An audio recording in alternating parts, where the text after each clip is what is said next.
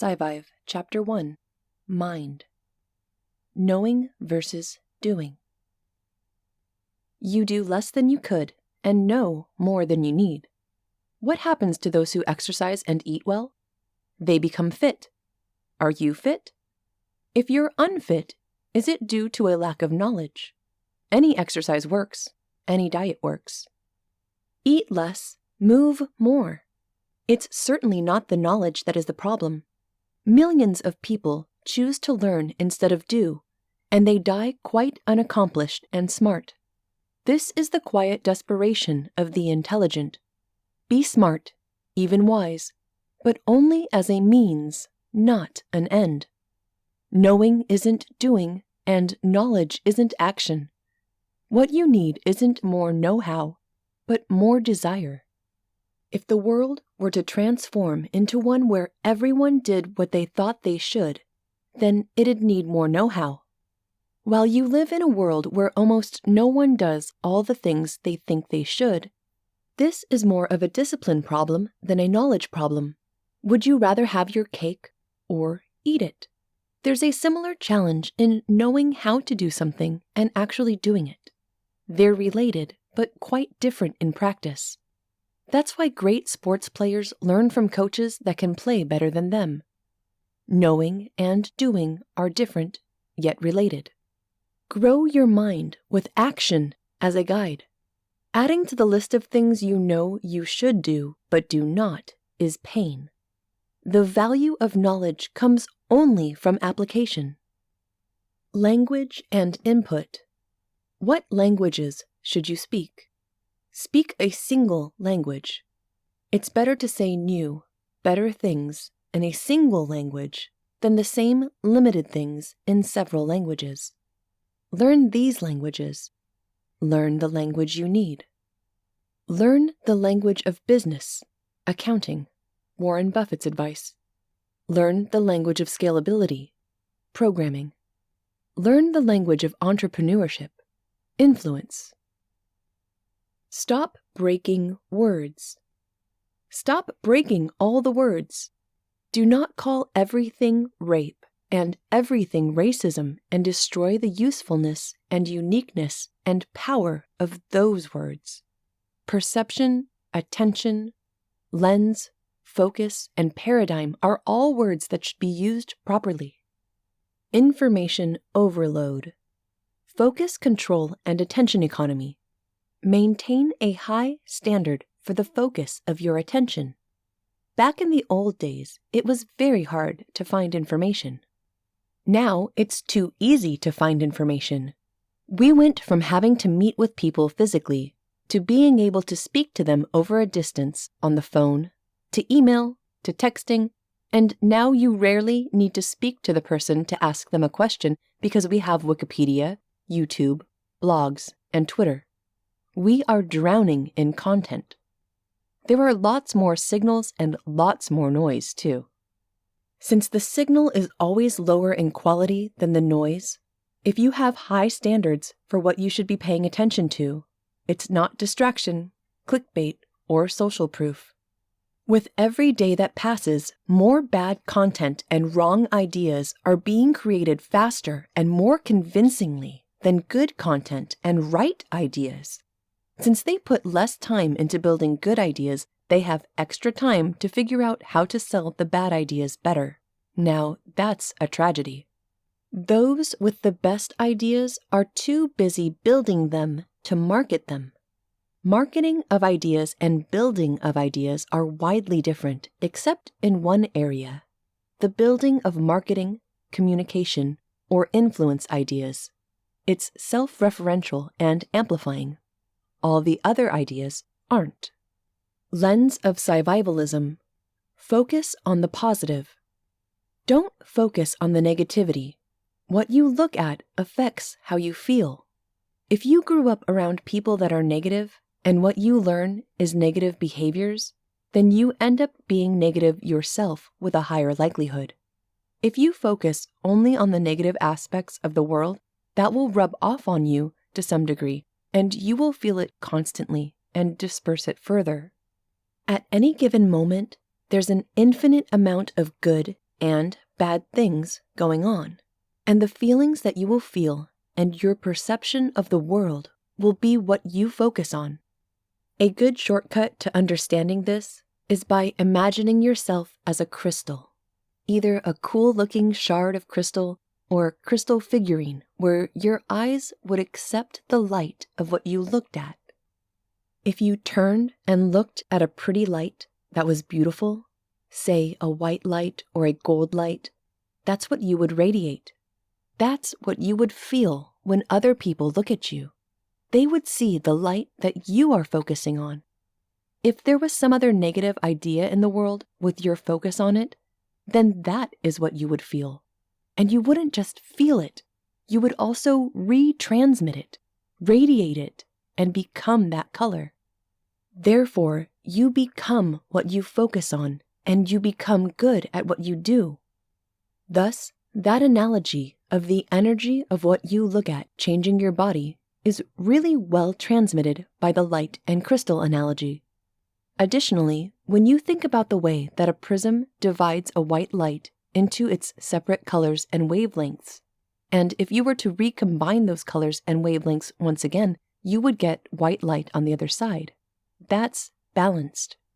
As soon as you remove one of those wavelengths, you are no longer able to recreate white light again because you're missing one of the components you need.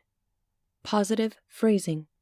The lesson here is don't focus on problems. Instead, rephrase the situation in a positive light.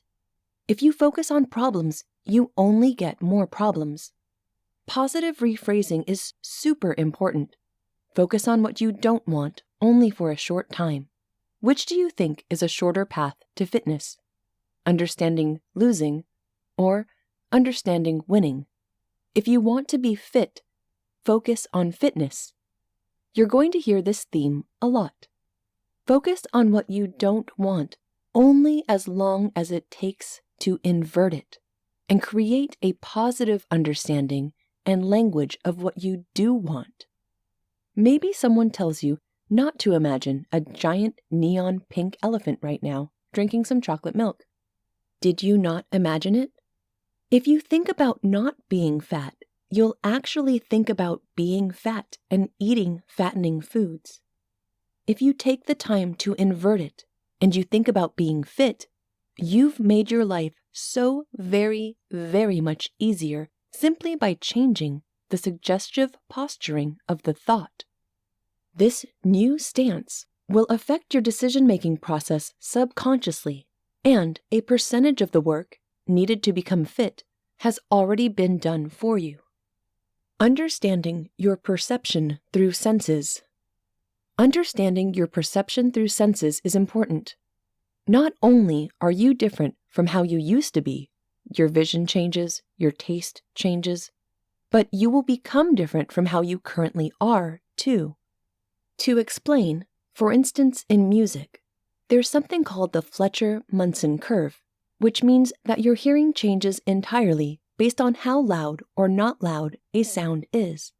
For example, it is widely accepted that you should master music with a reference volume of 75 to 85 dB SPL, because that's where hearing is most linear.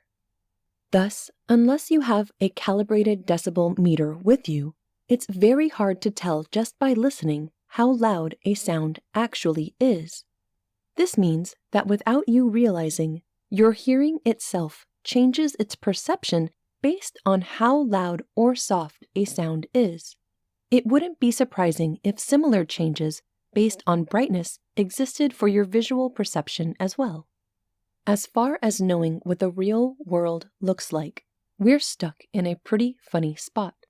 We not only have all these glossy perceptions, but our brains also are susceptible to shortcuts that make us more effective some of the time, or less effective other times. For instance, you always see your nose. It's always there, but you just never notice it. And the same goes for blinking. You never really notice your eyes blinking, even though it's making you blind in both eyes for a brief moment. Then there are wavelengths like infrared, which we can't see, but machines and animals can. This means that they can actually see temperature. There are even animals that can see polarized light, which helps them hunt. And although undetectable to human eyes without the aid of some device, it helps us recover erased and hidden writing in ancient documents or evidence in crime scenes.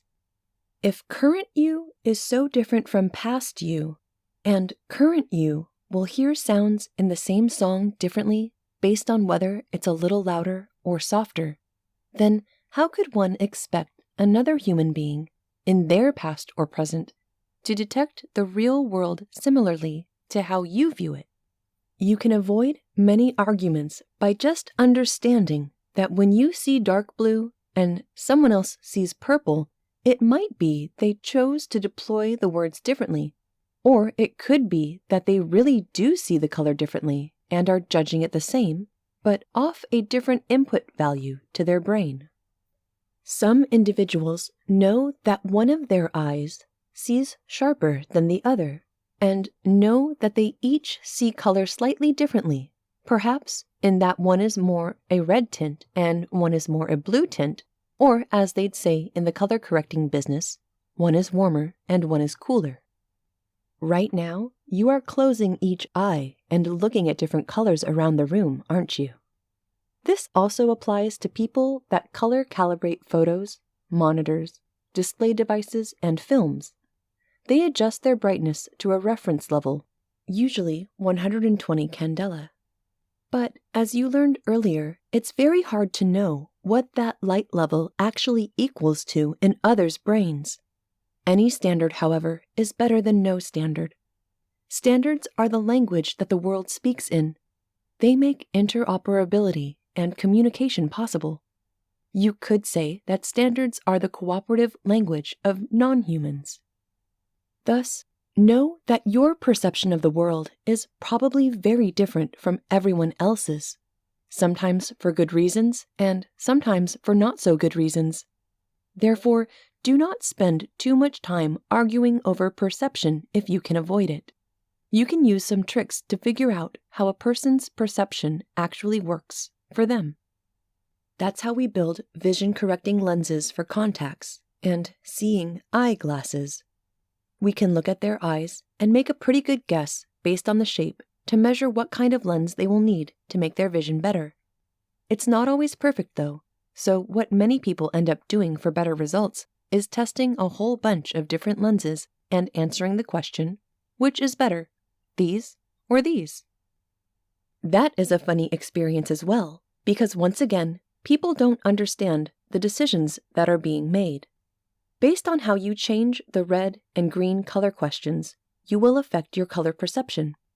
Because if you're correcting for astigmatism, you have to choose a middle ground of correction. You can't perfectly correct both the wavelengths with the same glass. You affect how you see vertical and horizontal lines differently. Then, on top of all that, the lens works better when it's smaller, closer to the eye, and made of a glass that has a higher Abbe value. How many people know that their vision-correcting glasses made all of these trade-offs, and that they can have better and worse color and contrast perception based on the material and coatings of their lenses? What a complex world we have created in an attempt to equalize perception as best we can amongst different people. What we think we perceive is so very often not what we actually perceive. It is hard to make good decisions when you have bad data. Set your brain for well-roundedness. If you have your brain set for well-roundedness and you're able to execute pretty awesomely in all areas, then most likely you will not be an idiot savant. It's likely going to be harder for you to produce levels of excellence intellectually in an advanced intellectual field in regards to those people without the overhead of a good, honest life and a brain that works well socially. Social understanding and social excellence are actually quite advanced. Vision and colors. Our eyes evolved to sense the natural environment that's most useful to us. what is trying to eat us and what we are trying to eat. This is why we see greens better than blues, and why much of our visual attention is based on movement. Much of the land we live on and eat from is green. As a matter of fact, we see blue so poorly that blue is encoded less in our videos and displayed with fewer pixels because we see blue with fewer cones. Of our 6 to 7 million cones, 64% are red cones, 32% are green, and only 2% are blue. Different vantage points can give you an edge. Birds move their heads around to see more of the world, like a sampling rate. We have emotions which cause us to move our heads around as well, like blurriness causes us to squint. Why are some color combinations pretty? We didn't just evolve physically to see different colors better than others. We also evolved to prefer certain colors in combination with other colors. Some colors look great together, and some look very bad together.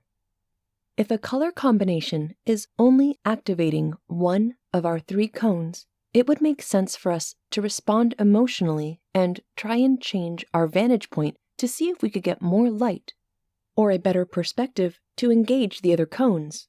In some cases, poisonous creatures have also chosen red and yellow to signify that they are poisonous and are capable enough to harm or kill you. There's a fancy name for colorful warnings in animals: aposematism. Mutants exist. Interestingly, a very small group of people have 4 types of cone cells. See tetrachromacy. If you take a look at the color wheel, many of the prettiest combinations are at opposite sides of the color wheel. That's because they engage more of the eye. We prefer color combinations that are opposites of each other on the color wheel because they provide maximum contrast and engage the most color-sensing cones in our eyes. The reason our brains naturally care about colors on opposite ends of the color spectrum is because there's no other contrast that can show an edge. The edges are already shown by the maximum contrast. Knowledge and action. We need more whys. Because if you don't have a good why, you shouldn't be teaching whatever it is you are teaching. If you can't teach a kid why something is important, it's not actually important. You should stop teaching it. It's amazing how little we know. Like, what's on the other side of the wall from where you are right now? Does it even matter? How important would it be to acquire that extra bit of knowledge? It depends on your task. Are you tearing down the wall or making a penetration for a wire? Your task at hand is what determines the why. We don't need smarter losers. We need stupider ass kickers. We need to trade education for motivation. If it's true that the world doesn't have a knowledge problem, it has a doing things problem, then isn't it funny that what everyone values college education, which only makes you smarter, not more effective, not more productive, not hungrier for change, no higher standards, just smarter. We don't need smarter people. We need people that use more of what they already know. Economy of learning. Know the minimum. There is an economy of learning. You should only learn the minimum you need to learn to get the job done. The things you need to know to get a good job done are going to be a very small set of all the things you could possibly know. That means that you're almost always better off restricting what you learn to what you actually need to know for something you're doing than you are trying to overlearn and hope that there's a good collision between what you learned and what you actually needed to learn. If you knew how many doctors use Google to search for your symptoms, you'd understand that even overtraining doesn't keep you from still having to learn specifically about the problem currently at hand. Overtraining is the enemy in a fast-moving world. You will usually learn much more from applying what you've learned in the real world than just reading about it. Knowing facts doesn't mean you're intelligent. What you know and your ability to use what you know are only loosely related. This means you could learn lots of facts and have no idea what to do with them, or you could be super intelligent but not know enough about the real world to find any good method to apply that power. Car-mind analogy. Knowing is the fuel for your engine. Intelligence is your engine. Just as a real engine compresses and ignites fuel to create motion, heat, and power, so too does your mind smash together ideas to create new and better ideas and actions. Knowledge is what you know. Intelligence is how well you can understand and manipulate what you know. You can increase either of them. However, you'll find that knowledge is far easier to increase than intelligence. It's easier to walk for longer than it is to run faster. You can always walk for twice as long. At some point, you can't run twice as fast. Know thyself. Are you the light or the dark? If you can't give better answers to hard questions than others, then you probably shouldn't be influencing others. You're not the light shining in the dark. You're just more of the dark. If you want to get things right where everyone else gets them wrong, then you should know what common things most people screw up so you can avoid those traps yourself. Understanding what you know and what you do not know is just as important as knowing anything in the first place. The uncanny valley of true knowledge. When you don't know how complicated the world is, and you present simple solutions for complex problems, you get to discover the hard way why those solutions were bad ideas. If you think the world is a simple place, and you understand that simplicity, then you have the contentment that can come with ignorance. If you realize the world is a complicated place, you can become fearful and worried that you don't understand it well enough, even though you're better equipped to perform in it than the content and ignorant man. That is the uncanny valley of understanding the world. Simpler ideas are more useful. Simpler ideas are often more useful. It seems like the smartest people feel obligated to read things that they feel are at the edge of their understanding so they can feel like they're growing.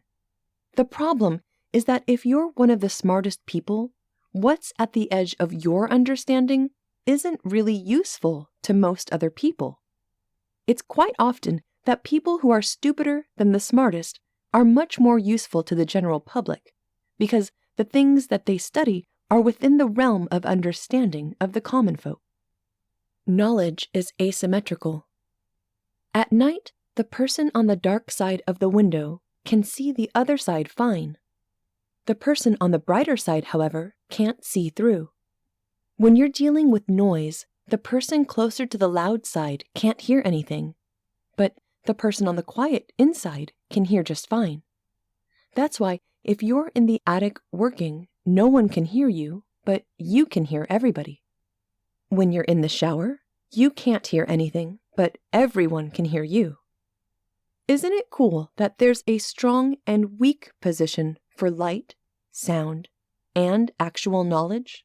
It would be great to always know whether you were on the weak or strong side before you started making decisions, for instance, trading a market or negotiating sales and purchases or writing contracts.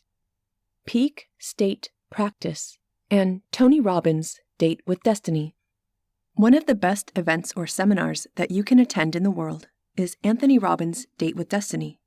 It's expensive, about $5,000. It happens over approximately 5 days.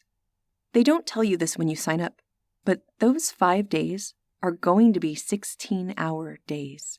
Now, you may ask yourself, how on earth do you keep a bunch of rather old, plump executives and other types with $5,000 to blow on a seminar a couple times a year to stay engaged, learning, and happy about the experience for 16 hours? The solution is, depending on how you want to frame it, really awesome and amazing because it works, or rather disappointing because it's so simple you would think it shouldn't work. The magic is, you stand up, jump up and down for joy, and you are genuinely happy. You dance to fancy music and massage the people around you and do things that seem totally alien in the muted, static, non-moving world that we're used to these days. If you were a hippie tree hugger before your Tony Robbins event, you will be an even larger one after the event. If you were a money-hungry, business-killing machine before, now you're a bigger money-hungry killing machine. Same applies to meditation and money. If you adopt meditation because you want to become more powerful in business, it's likely your meditation will bring you there. If you were to look back when you were a kid, or if you see kids in the mall, you were running. Kids now are running. One is not sure at what age the running stops, but kids love to run and climb and jump and search. And then sometime in between then and when you're older, that energy dies and we get scared. We start to think, no, I don't want to act different. People might notice me. So, does it work? It does, 100%. Do you want to actually do it to demonstrate it? No, because you are not used to doing it. But you're going to, because in this life, you only get the results of that which you will actually do. Knowing about things doesn't matter. Doing the things matters much more, unless you're lucky enough to be a coach or someone that can influence the world through mass media. If it's anything that you or the people that you interact with are actually going to benefit from, it's very likely that it is something you're actually going to need to do rather than know about. Learning through games. Being good at chess has very little value outside of chess. Knowing to cut off escapes before you move in for the kill, leave options open with forks, value tempo and position, know that some pieces can be sacrificed for position or speed, and realizing that different pieces excel at different things. That's about it, and that's being generous. Those lessons aren't even obvious, and you might never learn them without just being told them. Learning logic is much, much better than learning chess. Information sources. Be careful who you take advice from. One of the co-founders of Neuro-Linguistic Programming, NLP, is Richard Bandler. He had been a smoker and has been a bit overweight for as long as that system has existed. To the intelligent person, you have to be careful in taking investment advice and life advice from homeless people. And you have to be careful in taking personal development advice from people who are fat and smoke and have done so for a very long time, yet advertise they have the cures to these very things, and that the cures are fast, painless, and take nearly no effort on your part to execute. If that was the case, then why wouldn't the person or a partner have cured them of that obvious stupidity by now? Forums, calling out idiots. Every time you see two people disagreeing on TV, you can probably tell which one of them was wrong if you wait a few years and revisit the footage. It would be fun if there was a "look how wrong this idiot was" channel. The unbearable asymmetry of BS. What is knowledge? Know the right things. The usefulness of knowing the difference between intelligence and knowledge is to get you to stop wasting your time and focus on things that matter instead of sitting around thinking you're smart while you're beating your peers at all the wrong things. You understand sports better than your friend? You have failed. Are you better at last year's video game that no one plays anymore? You have failed. You have put thousands of hours into Donkey Kong to be the king of Kong? Congratulations, you're the biggest fish in the smallest toilet bowl. Difference between intelligence and knowledge. When looking at the mind, one way to understand the difference between intelligence and knowledge is to view it the way a computer does. You have a CPU that does all the processing. That's why it's called the Central Processing Unit. It's only as useful as your ability to feed it work to process. Knowledge is your memory, your gained wisdom. And much like your computer has long-term and short-term memory, hard drives are long-term and RAM is short-term. A computer with no memory is pretty useless. A very intelligent person deprived of things to learn is equally tragic. Eponymous laws build on the communication of great ideas. Modern discoveries are often named after those who popularized an idea. Back when our understanding of the world was much less accurate, some individuals made such great contributions of so many ideas that have never been seen that you couldn't name any one contribution they came up with as their name's law, because they had a bunch of other great discoveries as well. These days, it is rather rare that more than a couple of laws are named after any given person. This is partly because it's harder now than ever before to make tons of contributions. For the same reason, it's easier to make a single one, information sharing. Back then, if you were working on a hard problem, you might very well be the only person on the planet doing so, for communication was slow and inefficient. Now, the same communication that brings you great ideas to build on also creates a leveling effect against your ability to massively produce ideas in series without someone else stealing your thunder and making great progress on what you've made known. This is better for the world in many ways. First, we all build on the backs of giants, so we must offer the improved ideas we build to those that come after us to stand on as well. It's easier to remember these laws because they all have unique names. How easy is it to remember the Streisand effect, which is the story of her trying to remove pictures of her house from the internet, which angered the internet. When the internet is angry, spreading data is what it does best. Needless to say, what few people would ever care to know about became quite important, only for the fact she wanted it hidden. It's insanely likely that the idea of drawing unwanted attention to a small incident by trying to hide it and getting caught was well known long before the Barbra Streisand incident. However, it was not previously so easy to remember. That's what's great about a law. Ideas are only useful when we remember that they even exist and when they should be used. It's even better if you know how to use them accurately. They say knowing is half the battle. And again, knowledge placed into action is considerably more important. Some of these laws are really interesting. If you hope to add to the world's understanding of complicated things, you too should hope to phrase an understanding so well that it becomes a law named after you. This idea of naming things after inventors applies in more places than just ideas. See the further study section at the end of this chapter for examples. The only useful knowledge is practical knowledge. If paying attention to what works in the world that we live in is an effective strategy for discovering what works, which is tautological, the important educational point there is that when you see what works for other creatures and in nature, you can extend that discovery into other areas.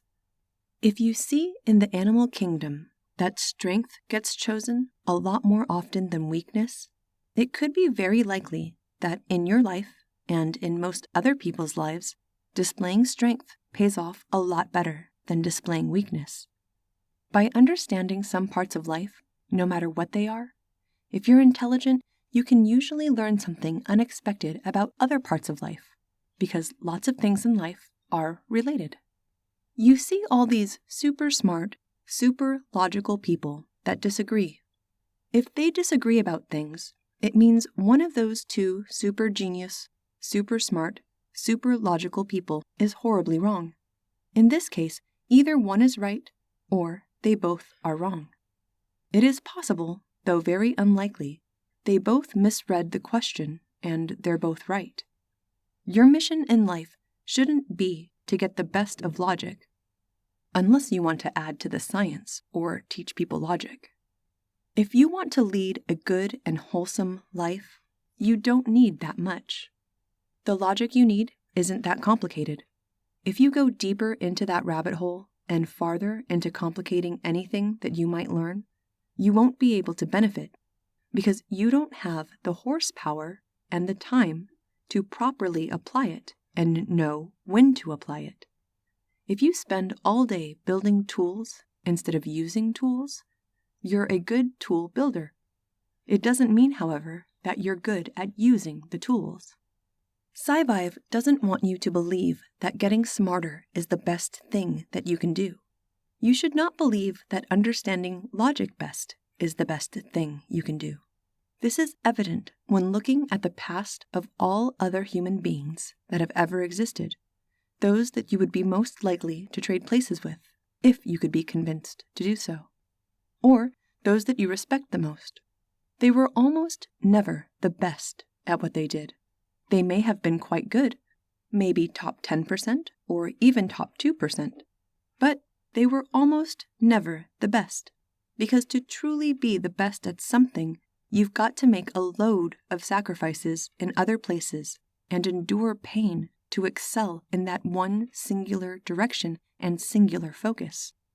We usually only see the upside and not all of the sacrifice, pain, sleepless nights, and lost friendships, because it's not marketed well and no one is making any money selling you that idea. Your perception of how fun, pleasurable, and what you get out of other ways of living than the way that you currently have is heavily weighted towards it being a lot better than it really is. No one finds profit in telling you the truth that everyone that has done a hard thing, other people have tried and failed. Knowing that being the smartest and most logical is not your aim, it's not your goal, and you'll probably endure a lot of pain from not being well-rounded. Both success and failure leave clues. If you attempt the same things that others have tried and failed, you're also likely to fail. If you do things that winners do, you're likely to win. Highest and best behavior is hard to measure because best is very subjective. What is the best color, for instance? Judging highest is much easier than judging best. When everyone learns the same things, they become valueless. We have an entire culture of people going massively into debt to waste time learning things that they can never use. Because the value of knowledge is indirectly proportional to its availability, and since everyone's learning the same things, it's all infinitely valueless. This is the same reason you can't make money as a photographer because people do it for free. It's hard to make money as a musician because people do it for free. If you want to make money in this world, you've got to do what other people don't want to do and cannot do.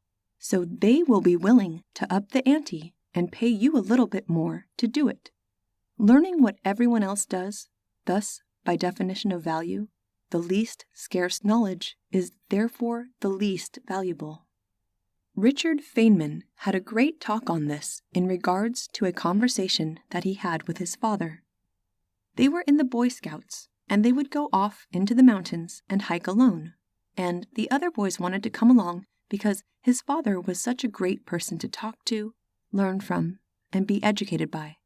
He was a well-rounded thinker, and he really valued his alone time with his son and wanted it to be more personal, more of a family thing. While the other kids would go out to the woods and learn what the birds were called, Richard Feynman's father said that what each bird is called is the least important fact about the bird.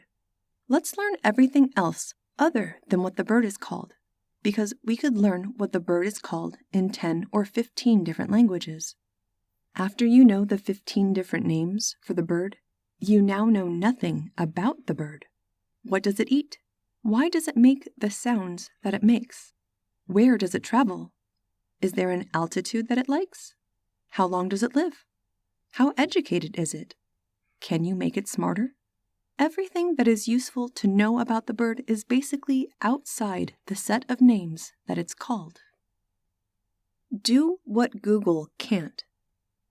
Things you know that you aren't using replace them with synthesis and higher-level understanding. Being good at Google is better than memory. Memory tricks are the easiest to teach and learn.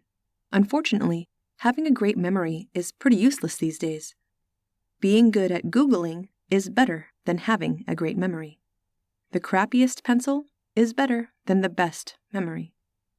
The quantity and quality of information in decision-making. There should be a word for not learning about the difference between things and comparing the ratio of the range of variance and the quality that can be obtained if you have extra information, versus the range of time that you can spend learning about making that decision properly. If someone hasn't invented the concept of that idea, one should. The decision whether you should continue to acquire information or not is the range of quality divided by the range of time that it would take to learn to get the quality. In life, some things need to be kept secret to work. If you go to see a comedy show, they don't tell you how they designed the joke or how the joke has evolved over time, which versions of it didn't work, or which timings of delivery worked. If they told you any of that, it wouldn't be funny. Ultimate knowledge of a topic sometimes defeats its purpose. It's like watching a film after you've studied filmmaking. You can never see films the same again because you are always looking to the motives and intentions of the director.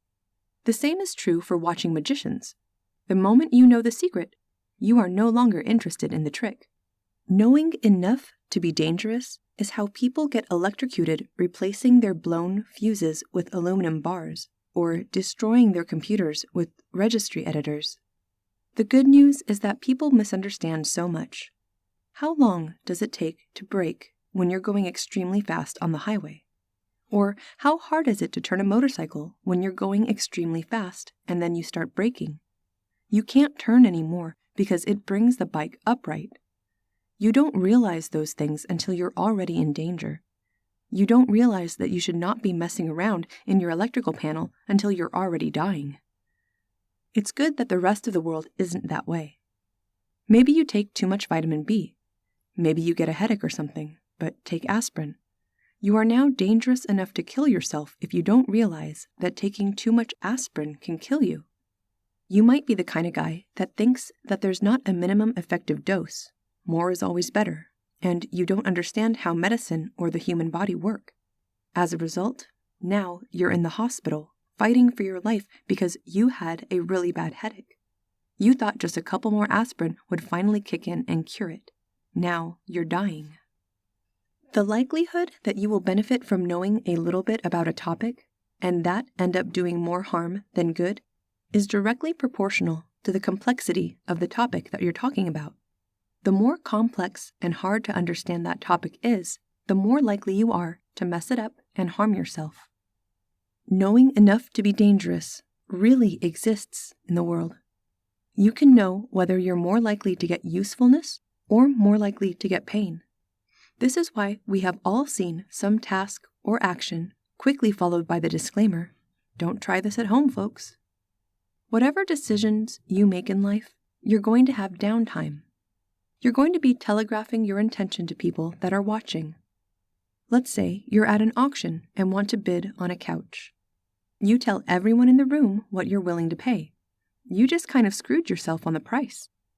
Let's say you want to buy one whole street of real estate to tear things down and build a bigger piece of real estate, and you don't hide the fact that you're buying up piece by piece. If people begin to figure out that that's what you're trying to do, they can ask you for loads more money than their house would be worth by itself, because their house is now a requirement for you to complete your set that you've already invested so much into. They can charge you double or triple the market value of their house because you need it more, and it's worth double or triple to you, solely because they were aware of your intention. Try playing Monopoly and purchasing Park Place from another player when they know you are holding Boardwalk. Use knowledge to take action. Who becomes more fit? The man who fills his days reading books on weightlifting and diet, or the man who reads no such books but never misses a morning round of push-ups, pull-ups, and squats. Learning about fitness is not fitness. Learning about dance is not dancing. Learning about success is not success. Unless you are a teacher or author, learning is only as useful as it turns into action. Learning by doing versus being taught. Many tasks are better learned or perfected using different learning methods. One implication here is that there are things you can learn by doing, actually going through the motions over and over. That's totally useful. But there are some things that you can learn best only through teaching or being taught. Know the difference between the method and the reason. Is what you think you want what you really want or should want? Could you want something better? Know the difference between a means and an end. Don't confuse means for ends. Means is another word for method or way. For instance, if you wanted to know what you should eat, most people would be far better off searching for healthy, tasty food instead of wondering, why am I fat? How do you widen your understanding? There was a saying regarding your choices about what you do with your career in life. It's called the Helsinki bus station. The theory of the Helsinki bus station is that when you come into this world and learn how to speak and to do things, and in this case, if you go to college or a high school, that puts you in the bus station. What you find is that all the buses hit all the stops leaving the city, and only after a couple stops have passed and you're out of the city do you start to get differentiation. You're ending up at stops that all the other buses weren't ending up at. That divergence is just like a tree. A tree has a trunk, and then it has many branches. Those branches quite literally sprout out into space, three-dimensionally. Why do they do that? The only reason that branches on a tree behave like this is because that's where the light is. The light isn't where you started. There is something else already there, absorbing the light. There's a leaf in the way. Thus, you don't get any light if you stay there. The education system is the same way. Perhaps this tree idea is better. SciVive just invented it right before your eyes. The tree idea. Be a leaf, seeking light. Maybe your way isn't unique. You value the idea of staying on the bus long enough to get the hell out of the city and get variation. You want to find your unique way to benefit this world. You punch so much harder and you do the same tasks way better than the other bus riders. Maybe you got off at one of those earlier stops, but you're doing it better. If you want to actually have a wide and varied background, and a wide and varied understanding and ability to do things, then the most poisonous action you could take is to go to the same restricted places, learn the same restricted things, from the same restricted people, for the same restricted goals. How do you think that will work out? You're maximizing your similarity to all those that came before you. How are you supposed to make an impact and a difference if you started at the same place and then made the same decisions? It's a terrible way to start. If you're going to go that route, maybe stay long enough that you ride the same idea deep enough and start to make breakthroughs at the very end. Some things work like that, some things don't. There are some subjects that nobody is working on. You could be that guy. Maybe synthetic biology is your thing. Maybe you think biohacking is what you're into. When they were building Apple in a garage, they weren't in college learning about how to build Apple. The coolest, most profitable things that have affected our lives, a lot of them were not designed at the end of a long bus ride. They were a short bus ride on a path that most people just didn't take. Action tips for learning. Knowledge is knowing what to do, a skill you don't have to win arguments or teach people. If people aren't going to act on the information anyway, who cares if they're right or not? Right and wrong are only as useful as action. Great actionable tips for learning. 1. Acquire chunks of knowledge and apply them in different settings. 2. Take breaks to improve your memory and your ability to solve problems. 3. Structure your learning. Map out prerequisites and start with concepts that you need 80% of the time. Prioritize knowledge that adds genuine, direct value. 4. Learn in different environments. Work with knowledge in different ways and use multiple senses. 5. Read others' learning journeys. Have mentors and gain feedback. Work on your ability to be vulnerable in order to do all of this effectively. 6. Leverage your emotions by making information and problems more engaging. Learn when you're young. It multiplies over time. Learning is the most affordable when you are young and has the most value to multiply over time. It affects your trajectory the most and your acceleration, and thus your endpoint is maximally influenced. What good would be learning your multiplication tables on your last day alive? Improve your learning by deleting non-useful. Delete non-useful, history, astronomy. Insert useful, logic, ethics, mnemonics. Not great, but better than history. If the world has changed over 100 years, but the learning about it hasn't, you're doing it wrong. Reviewing content so you don't miss the benefit. If you're not rewinding the video or rereading parts of a book, it's very likely you're letting the data and ideas pass right by you. Maybe you will not only miss out on it, but not even know where to find it again when you discover you missed it. Good luck finding the spots where you zoned out during an hour-long video. Past patterns can point the way to the future. Learn how the real world works and what is likely to happen by having the ability to recognize patterns and extend them into the future. This is quite similar to knowing the past and learning from it, and thus being more accurate in your predictions. Even more advanced, understand the statistics and what your prediction really means. False positive paradox, Monty Hall problem, prosecutor's fallacy, etc. This lets you discover and use a way of thinking that is quite hard to arrive at by other teachings. What some SciVivers have learned as a matter of discovery and usefulness is that you make much better decisions and are much more aware of what is actually likely to happen in the future when you just make a grid and fill it on the top and side with all the possible things that could happen.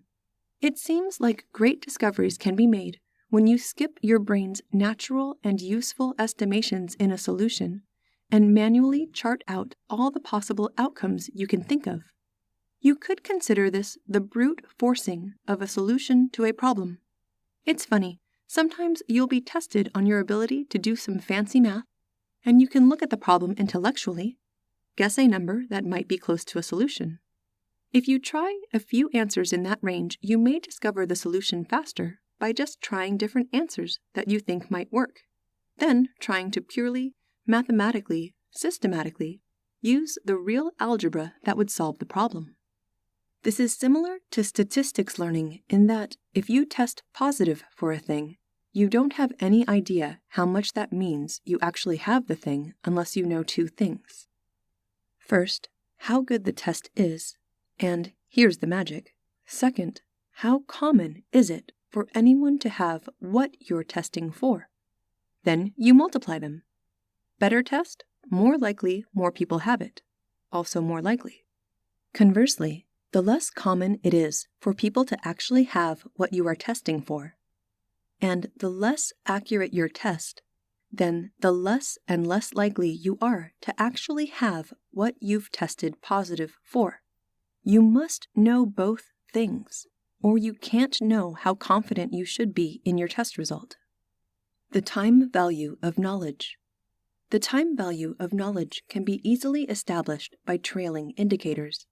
If you know what the future is going to look like a minute before it happens, you can trade it and become nearly infinitely wealthy.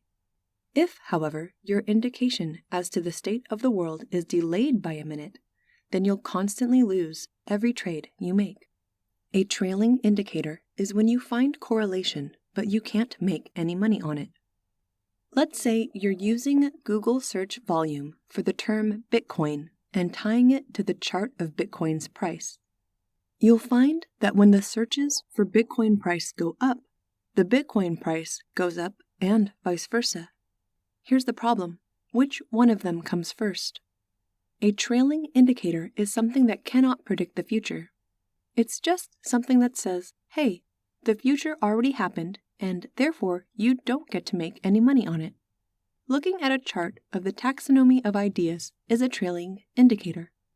It goes, I'm glad that we've got these new ideas that you've taught, put into an order, and made excellent, and now we're going to analyze those ideas using this framework that can just analyze what already exists between and cannot whatsoever be used to generate anything new.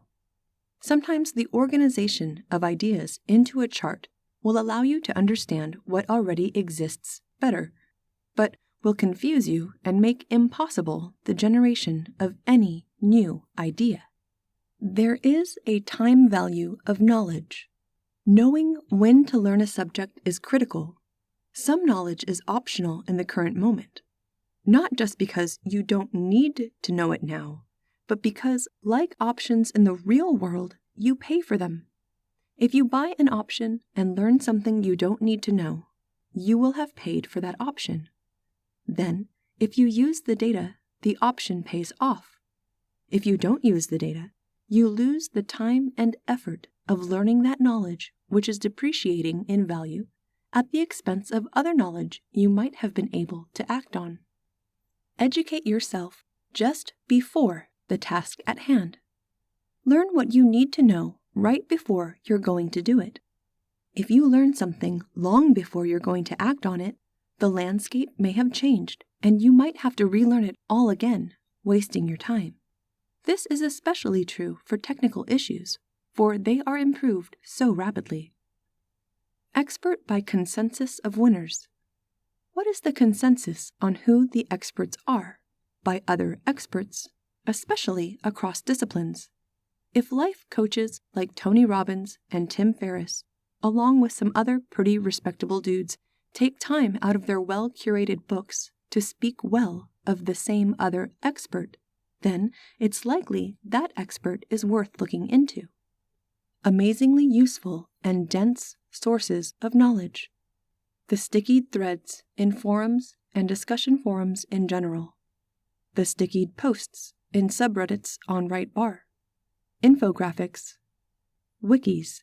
Note, can be dangerous if you browse too wide or deep. Must maintain focus control and choose not to learn lots. FAQs. Note, some are too bloated.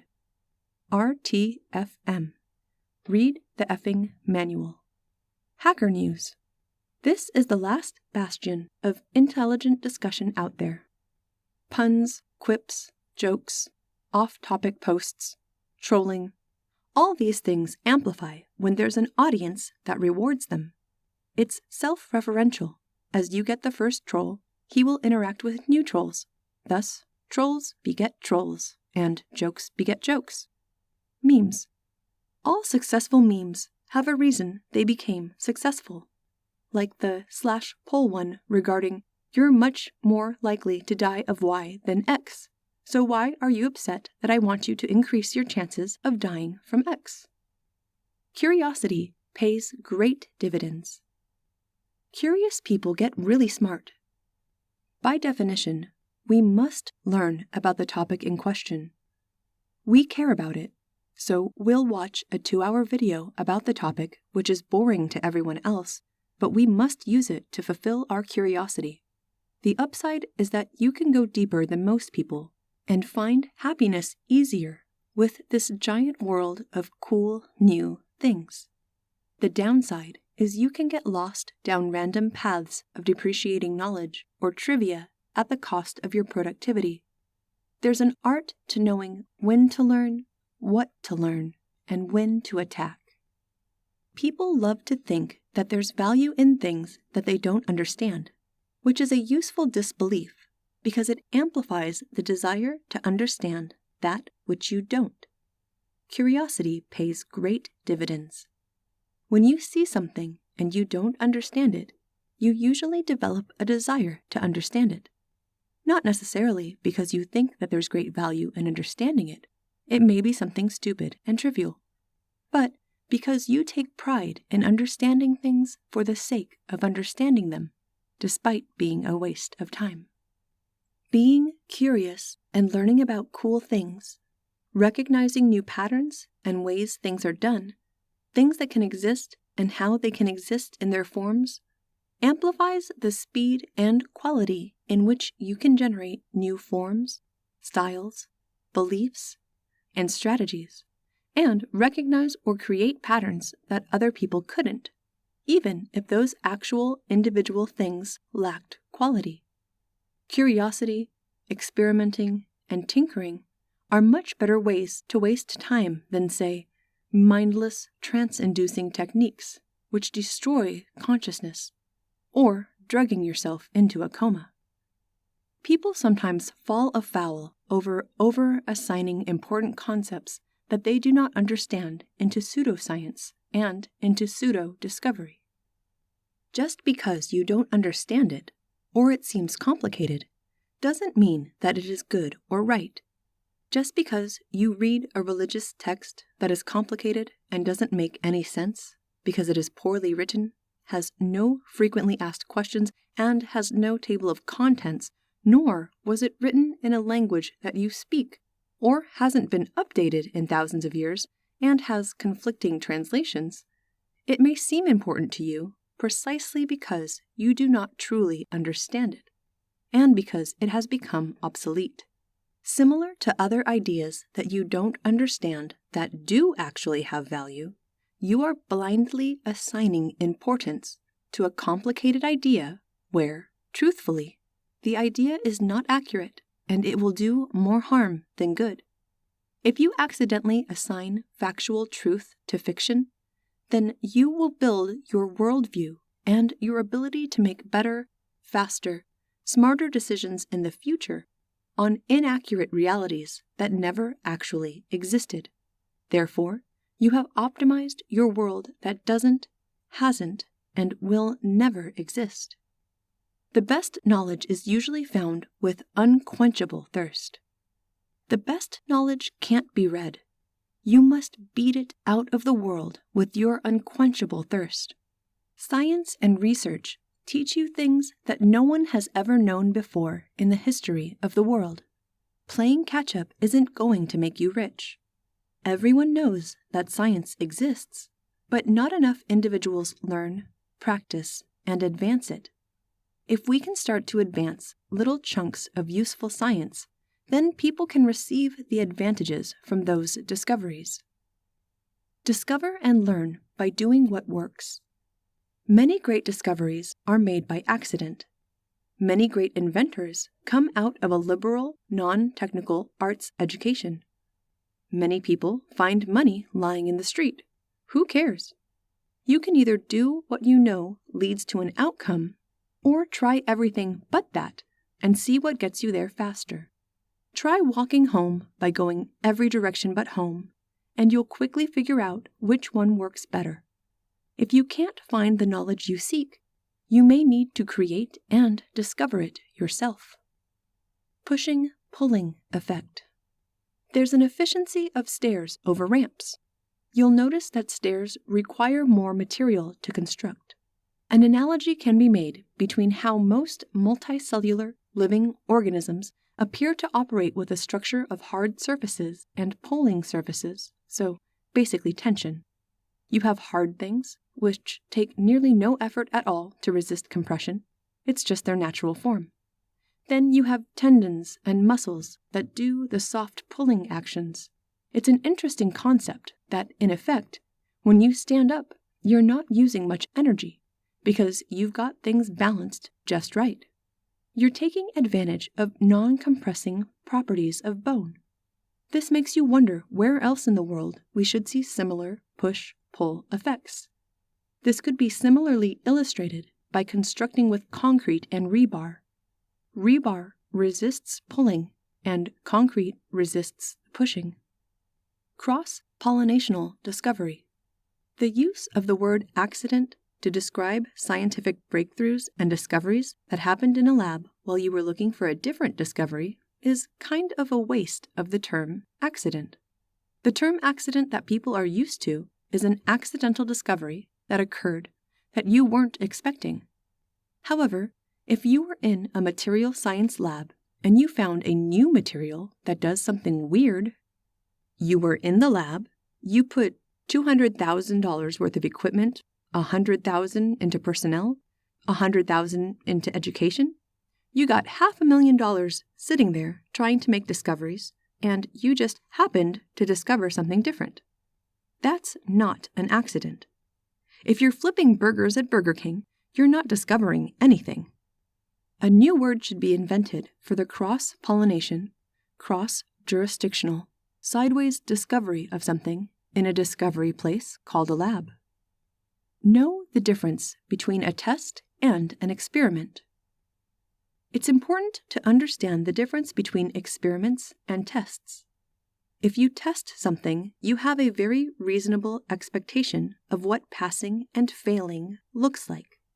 As a person grading the test, you learn very little.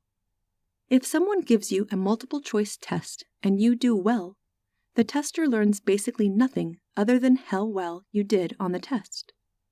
If you are given a slightly different test, which is much more subjective in its grading, if you are told to write a 10-page essay on the most important problem in the world, now the tester is not only going to learn what you have decided to choose as the most important problem in the world, but also might learn something about your chosen topic. Knowing the difference between a test and an experiment is that it's a lot easier to learn from experiments because you aren't sure of what the range of possible solutions is, and you're trying to perform learning as your goal. I'm doing this experiment. I want to see what happens. That's why it's an experiment. It's an attempt to see what happens. A useful definition of the difference between a test and an experiment is your intention as to whether you're trying to learn something or whether you're just trying to give someone else a great solution that makes a big difference and is separate from your intention. How wide is the possible solution set? When you do an experiment, the range of solutions that you would accept as proper outputs is all of them, assuming you performed a good experiment and didn't screw it up. When you give a test, the range of solutions that you would be comfortable with receiving are very specific. The most important takeaway you can learn from knowing the difference between a test and an experiment is that you're going to learn a lot more from being open-minded, experimenting, looking for learning, and building on discoveries that were unexpected. You're going to get more out of experiments than you would out of tests. There's probably little else that you could do to learn less from another party than give them a multiple-choice test. How are you going to learn from that? What are you going to learn? Not much. Learn and use Google Foo. We have the most powerful knowledge-finding tool the world has ever seen, instantly and freely available to us. What a great time to be alive. If all the knowledge of the world is nearly free, then how can you secure an advantage for yourself over your competitors in this world of limited resources? The answer lies in being able to find better knowledge than they can, faster than they can. Enter Google Foo. Defined as skill in using search engines, especially Google, to quickly find useful information on the internet. Why wouldn't the most powerful search tool on the planet have some awesome, rarely known functionality? Work backwards. What unique words will appear on the kinds of pages you're looking for that aren't your keyword? This is a side channel attack on collisions, which gives you results your main keyword wouldn't have. Teach kids how to Google. Symbol, +sign. How to use it. Search for Google plus Pages or blood types. Examples: plus Chrome or AB positive. Symbol: @sign. How to use it. Find social tags. Example: @a Googler. Symbol: $. How to use it. Find prices. Example: Nikon, $400. Symbol: hashtag. How to use it. Find popular hashtags for trending topics. Example: hashtag Throwback Thursday. Symbol: dash. How to use it. When you use a dash before a word or site, it excludes sites with that info from your results. This is useful for words with multiple meanings, like Jaguar the car and Jaguar the animal. Examples: Jaguar speed dash car, or pandas dash site :wikipedia.org. Symbol: quote. How to use it. When you put a word or phrase in quotes, the results will only include pages with the same words in the same order as the ones inside the quotes. Only use this if you're looking for an exact word or phrase. Otherwise, you'll exclude many helpful results by mistake. Example: quote, imagine all the people, end quote. Symbol: asterisk. How to use it. Add an asterisk as a placeholder for any unknown or wildcard terms. Example: a asterisk saved is a asterisk earned. Symbol: 2 periods. How to use it. Separate numbers by 2 periods without spaces to see results that contain numbers in a range. Example: camera, $50, period, $100. Search operators. Search operators are words that can be added to searches to help narrow down the results. Don't worry about memorizing every operator, because you can also use the Advanced Search page to create these searches. Operator. Site. How to use it. Get results from certain sites or domains. Examples: Olympics, site nbc.com, and Olympics, site.gov. Operator. Link. How to use it. Find pages that link to a certain page. Example: link youtube.com. Operator. Related. How to use it. Find sites that are similar to a web address you already know. Example: related time.com. Operator. Or. How to use it. Find pages that might use one of several words. Example: marathon or race. Operator. Info. How to use it. Get information about a web address, including the cached version of their page, similar pages, and pages that link to the site. Example: info google.com. Operator. Cache. How to use it. See what a page looks like the last time Google visited the site. Example: cache washington.edu. Note: when you search using operators or punctuation marks, do not add any spaces between the operator and your search terms. A search for site ;newyorktimes.com will work, but site ;space newyorktimes.com won't. Free information is everywhere. Grab it. There's a better way to live. Believe in utility. Believe in SciVive. You're lucky enough to be alive in the greatest time that's ever existed. Free information coming out of your ears, free amplifying tools to make whatever great idea you come up with spread out into the world. Your phone is a supercomputer, an ultra-connected device. Everything is better than people imagined it would be 100 years ago, 50 years ago, or even 20 years ago. It's better than we thought it would be. We have the least war we've ever had. We have the best health we've ever had. Because of the best news gathering and news presentation that we've ever had, it may sometimes appear as if everything is worse, but it's not.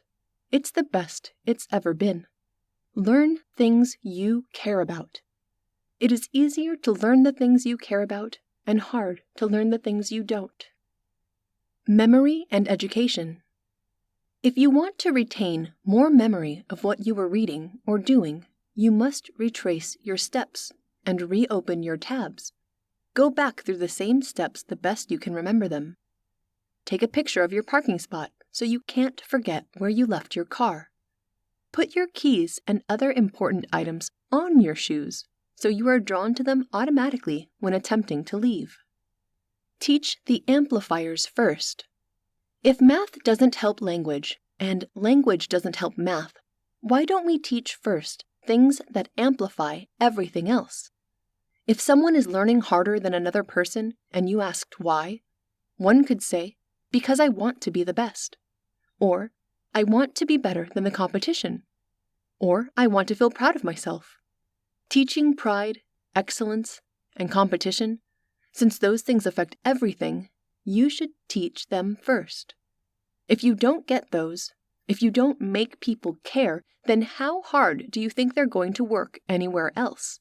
Discipline and motivation are the tides that raise all educational subjects' ships.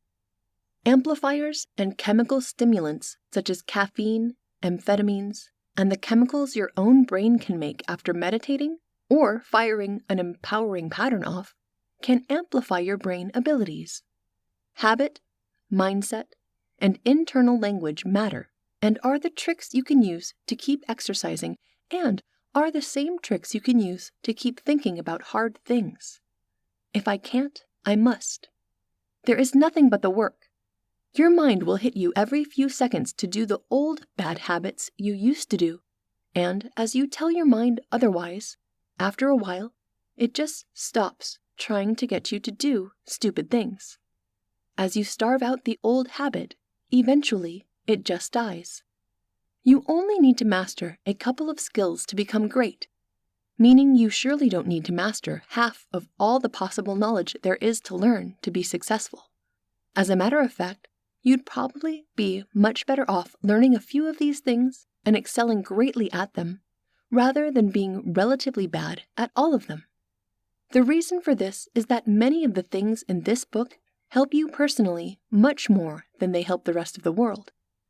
This works because the world can do more than you can. 1,000 men can build something amazing, something that, try as you might, you could never build alone in your lifetime, or even 1,000 lifetimes. The chance that you can greatly influence this world in conjunction with many of your fellow men is at least 100 times greater than the chance that you can achieve the same feat alone. If you ask why, take a look around you. How many of the things you use, enjoy, or see were made by a single man or woman? Almost nothing was made without the help of others. Be a discoverer of truth. Learn to look for that other magic part which is so hard to miss. Look for the not. You must look for what isn't there, or the opposite of what obviously is there. Ask yourself, what's the missing part? What should be here that isn't here? It's like a great investigator you might see in a popular television show, movie, or book. You could say Sherlock Holmes, Columbo, or Dr. House. They account for the following things lesser detectives never think for. Is my test wrong? Could it be wrong in this case for a special reason? Did something intermittent happen here? Is the current state of the scene not representative of when the crime occurred? Rain, weather, people, full moon, lighting? Minimum viable education. What is the minimum effective curriculum before specializing? What is the minimum viable education? What is the correct execution order of those skills? For instance, how important is it to teach kids to write essays when they actually don't have much useful to say? Maybe you should work much harder on having useful things to say before you learn how to beautifully say them. Imagine that you did the opposite Imagine that you taught effective rhetoric before logic, and now you've got better salesmen of bad ideas. That's worse for the world and the individual, not better.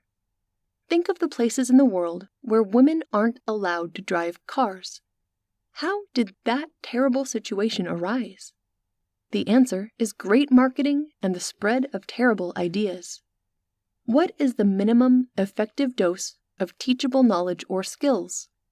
Input process, output a la grammar, logic, rhetoric, trivial fame. Success leaves clues.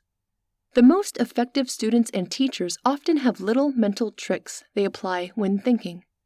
Some use mnemonics. Some turn ideas into locations. Some pretend new ideas are just like old ideas and apply the old learnings, etc. Find those powerful tricks that work best for you. Stop turning kids into bad versions of Google. We don't need more bad data storage in human minds. We need more of what the machines can't do yet: creativity, emotional decision-making, morality, and love. If you must make kids bad versions of Google and shove facts into them for lousy storage, then at least teach them mnemonic technique and logic first. Google-foo, so as to amplify all their future efforts. Do not teach the amplifiers last. Let those amplifiers pay dividends over time while learning other subjects.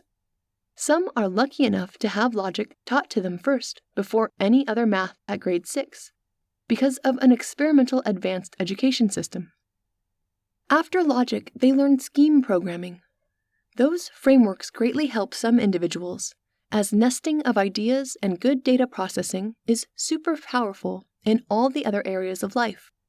Better and worse exist. Find and choose better. Do not be a coward and pretend that worse doesn't exist. Summary: teach amplifiers first, then teach minimum effective, commonly useful data processing. Then specialize, focus, and become great. Specialization is why there are genders. Dimorphism lets us not over-allocate excellence in a single place at the cost of another place.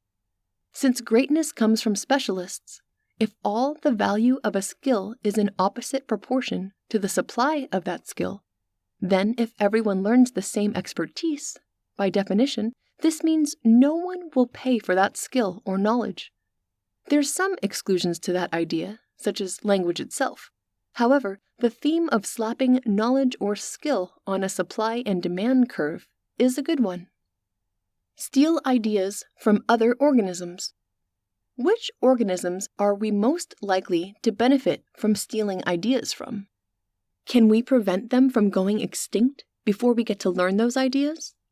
Is there a way to capture their ideas pre-extinction? Even the tools that we now have to change the blueprints of life, we stole from life. For example, bacteria and viruses are currently the source of our most powerful DNA editing tools. We are meat, and animals are meat. The animals of Earth benefit from all kinds of amazing tricks and tools their meat has developed. We could use some of their tools, but if they become extinct, we can't learn as well from them any longer. Think of how much we could learn from dinosaurs if they weren't currently extinct. If you want to take advantage of the millions of years of building with the best tools we're aware of, real evolution over long time periods, without having to wait for millions of years for the next go-round of mutation and evolution, then you should try to prevent the extinction of the organisms most useful to learn from for our own benefit. The same could be said for studying an organism's specific feature before it changes and evolves further. Again, think viruses, bacteria, and immunotherapy tactics. Real-world testing by doing. Why test kids? You can put them in the real world via the internet and have those kids solve real, currently relatable problems. In this way, you can achieve real-world testing by doing, by action. There are all kinds of people out there that have problems that they'd like to have solved. and these kids could be the ones to do it. However, if you can't find a test in the real world for these kids to use to practice on, then stop teaching it. It's obvious no one needs it, or you don't know anyone in the real world. One of the two. Teaching through stories instead of fact bashing. Teaching through story sacrifices bitrate for emotional attachment and depth for stickiness and virility. This might be why viruses have a quite limited payload. For a religion to succeed, it must actually have a church, a belief structure that tends the heart, the songs and rituals that go around it, and often, sadly, the us versus them mentality. Common parts of good stories include arc, relation, father-son, dark and light, mirror, order, reversal, betrayal, greed, lust, conflict, and struggle. If you ever want an easy way to teach kids the importance of geometry, one 18-inch pizza is more pizza than two 12-inch pizzas. Do the math. Don't let school interfere with your education. Quote, "I never let school interfere with my education." Mark Twain. Too much time is wasted in college. How could any learned man be satisfied to waste away in a college or university building ideas that are going on in the real world? The Cinderella Effect. Plato's Republic states, "In evolutionary psychology, the Cinderella effect is the alleged higher incidence of different forms of child abuse and mistreatment by step-parents than by biological parents. It takes its name from the fairy tale character Cinderella. Evolutionary psychologists describe the effect as a remnant of an adaptive reproductive strategy among primates in which males frequently kill the offspring of other males in order to bring their mothers into estrus and give the male a chance to fertilize her himself. There is both supporting evidence for this theory and criticisms against it. There is so much failure in the education system. The essays section of the bookstore hides great ideas. It's rather stupid that much of what you need to be a great person and to develop correct beliefs and actions in this world is hidden away in the essays section of the library and the bookstore. What a stupid way to name an important category of the most in-depth thinking. Why are Hitchens and Nietzsche and Ralph Waldo Emerson, Machiavelli, Henry David Thoreau, Will Durant, etc., hidden in this stupid category? This category is literally called something we're taught to hate as kids. Kids know their time is being wasted with useless knowledge. Kids, especially, know you're wasting their time. They know they're never going to use most of the knowledge they're being taught. If you're too stupid to come up with an example that's compelling to them when they would use it, then you're dumber than they are, because you don't realize that you're wasting their time. Stop wasting everyone's time. There's enough to learn in this world that's actually useful to learn. Teach them that. If you have an hour of math, an hour of history, an hour of home ed, where's your hour of motivation? Where's your hour of visualizing the future? Where's your hour of finding something to care about? Where's your hour of planning and dreaming something that spices you up? Where's your hour of the amplifier and multiplier? Find the only weak link in the chain that will make any of those other 6 or 7 hours of school worthwhile. Teaching people things they will never use, or teaching people things that they could use if they cared, is only as useful to the degree that they care. No caring, no using. You need to be amplifying the strong part of the chain, not the weak part. A chain is only as strong as its weakest link. We have a motivation problem, and they don't teach that in schools. We do not have a knowledge problem. We do not have an education problem. We have a desire, discipline, motivation, and will problem. These ideas need to become a class of their own. They need to have a curriculum and they need to be taught. People need to get degrees in these areas instead of liberal arts.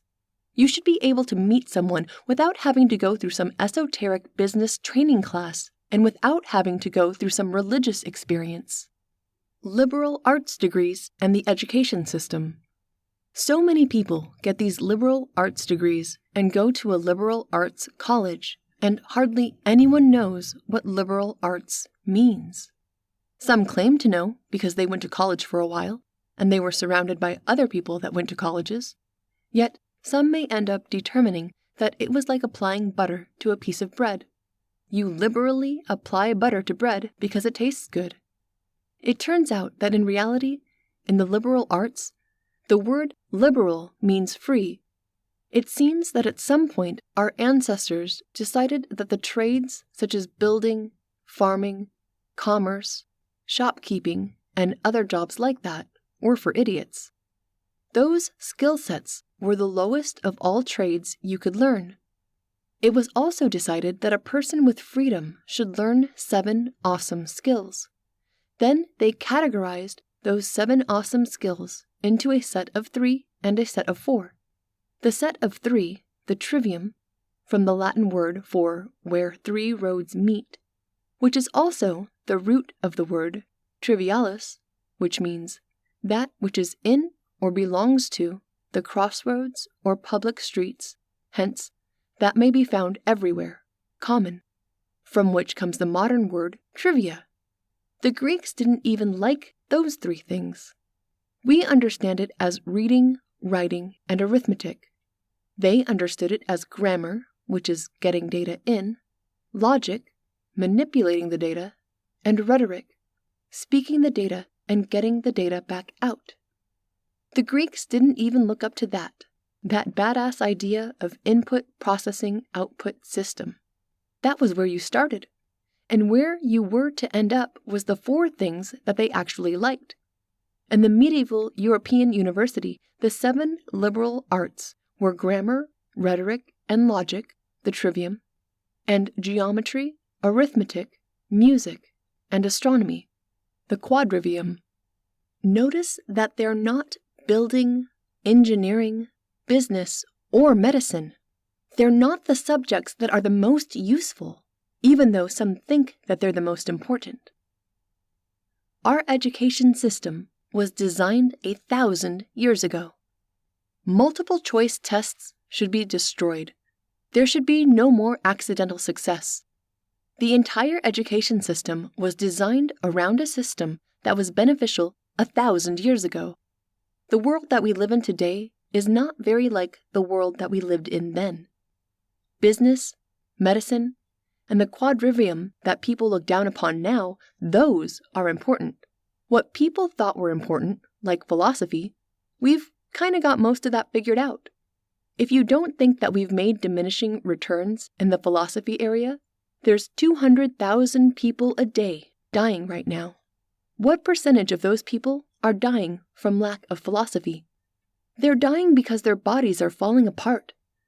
That's 200,000 people a day, and one day you will be one of those people. If you don't want to be a rotting piece of meat, a walking corpse with a short lifespan, less than a blink of an eye geologically, then you should be focused on what gets you to stick around a little bit longer. If you find yourself following the suggestions of thousands of years of old, dead people who optimized for a world that they lived in, that is not very like the world that you live in, you are wasting your time.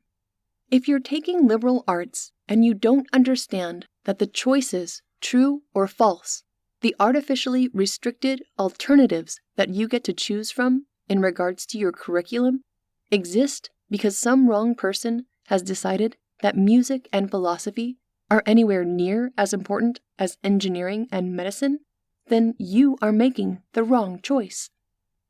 To summarize, we understand what the liberal arts are. It's a judgment call. It's an artificial restriction of your choices where you think you're getting a wide, balanced, well-rounded education, when in reality you're being crippled. You are being taught the least valuable information that you can learn. You are learning things that are the very opposite of useful when it comes to matters of most importance. There is a study of how people learn. There is the ability to major in education. There is the study of where knowledge comes from. If you think learning things is memorizing things, then you should study memory. People who compete in memory competitions could teach such a course. It wouldn't be surprising if the liberal arts removed that from the ability of the course selection guide, because it's too damn useful. The education bubble. We've had all types of bubbles in this world. We've had bubbles in housing, in stock markets, and there is a bubble in the education system. Human beings, psychologically, don't react well to bubbles. Sure, we are okay with increases in pay. We're okay with increases in quality of life. But we're dissatisfied with decreases in pay and quality of life. In economics, this is called the Keynesian ratcheting effect. Just like a ratchet turns easily one way, it doesn't turn so easily the other way. There is a bubble in education because people have forgotten why education exists. Education is not supposed to be babysitting at the collegiate level or learning for learning's sake.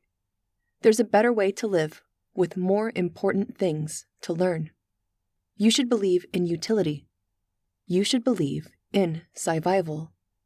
Liberal arts and much of the education that exists in this world is mostly learning the names of things and learning that they exist, and never deriving useful value or getting any type of actual benefit. Nothing could be worse than learning for learning's sake, taking a regurgitated test where you vomit facts back on the paper the same way that you learned them in the first place, and then rapidly forgetting those facts because you never use them again in the real world. What could be worse than convincing someone that to be a good person in society and to be useful in society, they need to learn things that don't matter and understand them in a way that's not useful, only to forget them again shortly thereafter? There are much more important pursuits to revolve their life, consciousness, supporting of their family, and the obtainment of their goals around. Personal finance and personal presentation can improve based on self-reflection. How can you be a good friend? How can you be fair to yourself? What does being fair to yourself look like? What does being fair to your friends look like? What does being too easy on others look like? Have you lost friends because you didn't get things signed in writing, and now their own subconscious works against them, and they misremember the past? Sometimes it's financially profitable for them to misremember the past. Our minds are structured in a way that makes it very easy to misremember the past, especially if we gain from such. Be sure you know what you're learning. If you didn't take ethics and learn how to be a good friend, how to stick up for yourself, how to be fair to yourself, and if you didn't learn how to manage your personal finances, you spent your time the wrong way. Everyone in the entire world knows that those traits are vitally important. If you learned the order of the planets from the sun outward, instead of learning more valuable attributes, you have wasted your time. You are a less effective, less good, and less powerful being now because you deprived yourself. Whether by accident or maybe through ignorance, you didn't know you could learn those better things. If you think liberal arts teaches you how to learn, that is a field called epistemology, and you can go into education and the study of learning as a career. When they're teaching you music, they're not teaching you how to learn. When they're teaching you writing, they're not teaching you how to use your memory. Learning to write and using your memory are different faculties. Don't fall for the hype. If you want to create super learners, the topics you will study to produce them won't look anything like the curriculums that are out there now. Seek a wide-ranging education. In colleges, you get to choose from a course list, and that course list is taught by humans. Those humans teach what they feel they're capable of teaching, and often with a hell of a lot of guidelines. You could not find a less choice-based, structured, adventurous, or varied approach to education if you tried. It's also not the most organized and is one of the most restrictive ways to learn anything on the whole planet. That's the opposite of a wide-ranging education. A wide-ranging education would be you opening an encyclopedia or an atlas and pointing to a page, and that's what you're learning. You have all the tools and resources available to you to learn all the things. That's how you might find a passion that other people don't have that you can profit from. That's how you can find excellence, by diving deeper into an area than other people have. Chronological education. First one fact, then the next. The education system revolves around you not getting to learn a new topic until you learn the last topic. If you don't completely grasp the last topic, you don't get to learn the next topic. They keep you in that class again and again and again. Only when they think you'll benefit from a harder class that builds upon the lessons learned do you earn the opportunity to learn that new topic. If all the knowledge is free, then why would you pay for an education? If the knowledge is free, what are you paying for? Perhaps you have wasted your time and money listening to regurgitated facts and methods that you could have discovered on your own had you found the motivation to do so. Teaching people knowledge they can use. If you want people to actually learn, know that there are things that the student never uses, and avoid those things while conducting the lesson. Instead, you can make a simple study guide that you expect them to finish, which you can charge for, that they can actually use. If you are taught something like, go on Alibaba, buy something you like, stock it at home, sell it, you'll get rich. That's one method to learn. However, it should be detailed in a way that actually teaches you. You should learn that setting up an account at Alibaba is the first step. Then you need to understand how to log in and find the best sellers. Next, you're going to look at the retail market to see what price they sell for, discovering that there's enough profit. Next, you place an order and have it shipped the most effective way to your house. Then, you're going to put an ad out. It's going to have your phone number, and you're actually going to answer it. Walking you through the steps and actually getting you to do them while holding you to a higher standard is more valuable to you than just knowing a thing exists. Knowing that sales exists is nothing compared to being able to sell, just like knowing that dancing exists is nothing compared to being able to dance. Posting premium content on the web about something that can be done well and displaying some ways to do it may not be enough. Get students into your paid program where, because they've paid, they will actually follow through the steps with more intent. It wouldn't take long to discover that if people don't pay, they don't follow through, because they're less invested in the idea from the start. Look at the completion rate for massive online courses versus normal courses. It's usually much higher for a normal course. Why? Because people paid for it. They see loss, they feel a sense of loss. So if you're in the education business, you should have paid content and you should have free content. You probably should even consider changing the price of your content occasionally, like drug companies do based on who is buying it. The schools charge you money and take all of your time teaching you based on a judgment call made many thousands of years ago about ephemeral, hard to iterate on, hard to get feedback on, ways of learning and teaching lessons. When this dynamic was created long ago, individuals and groups found it hard to even choose one way of living over another way of living let alone teaching how to do so. We know one way of building beats another one, because we can measure it. Failure of the education system. Isn't it a little odd that business professionals pay thousands of dollars to go to boot camps to learn what could be easily taught in school or via a webinar? Things like scheduling, goal setting, positive feedback, and loops. Imagine someone with a flabby arm, and they're having a conversation with it.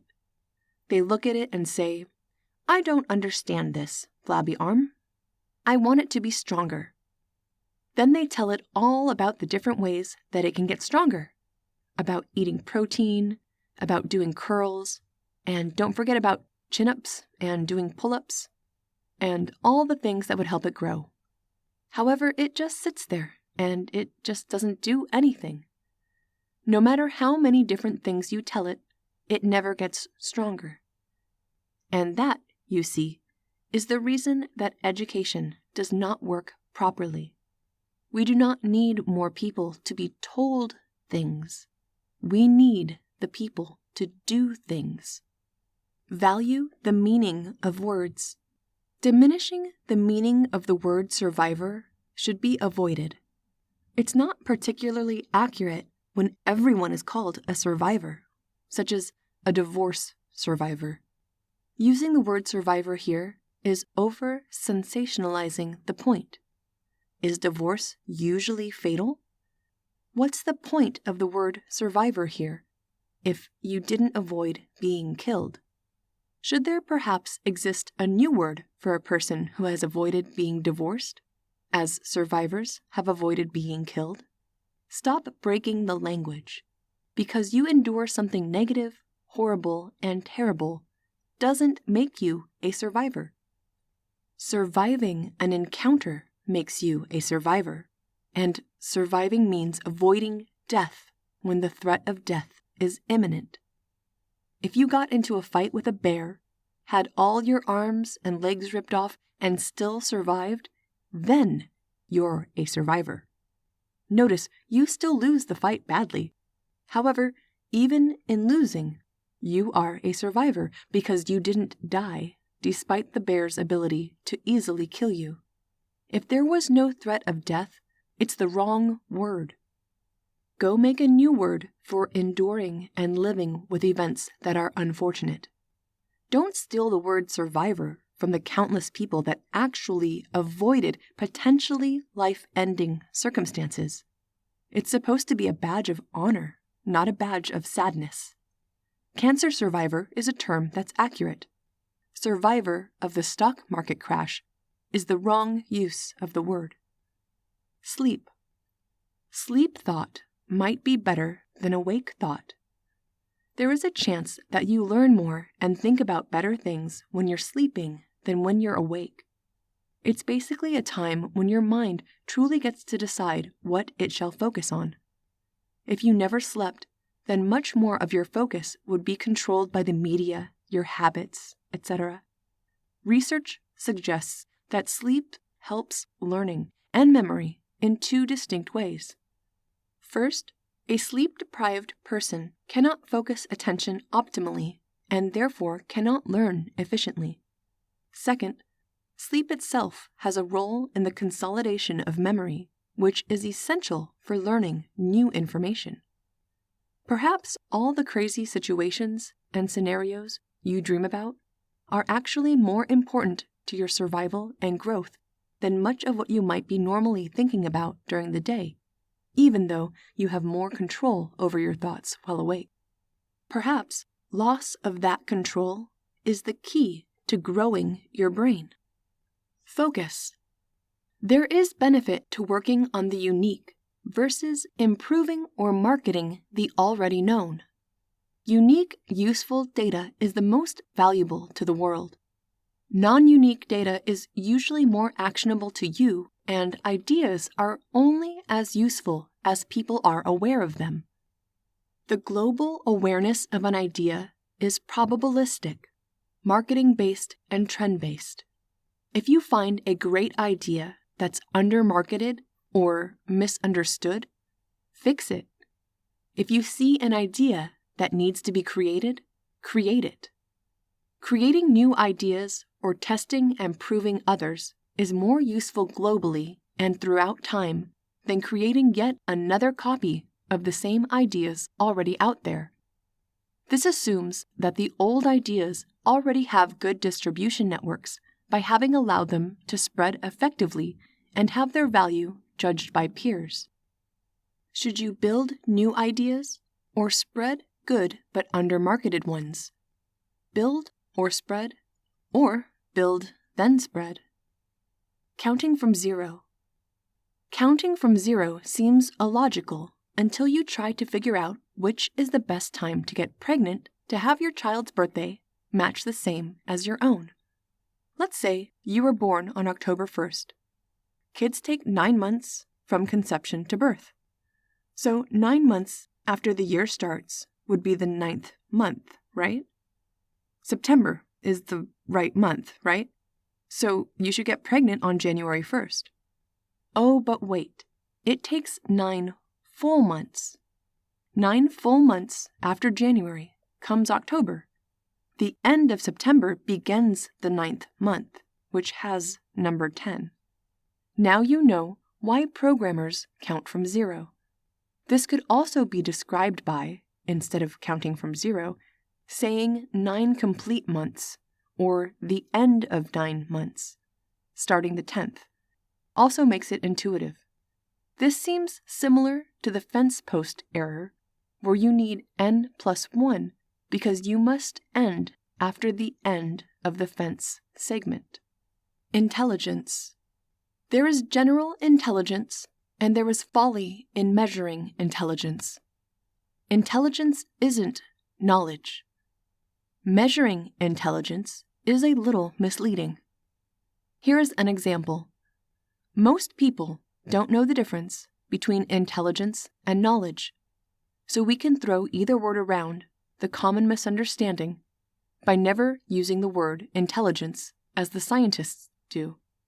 This is the same problem with the language that is used oddly and specifically in the social sciences in regards to humans having no instincts, whereas the common man will tell you we definitely do, such as the fear of heights, or the survival instinct, fight or flight response.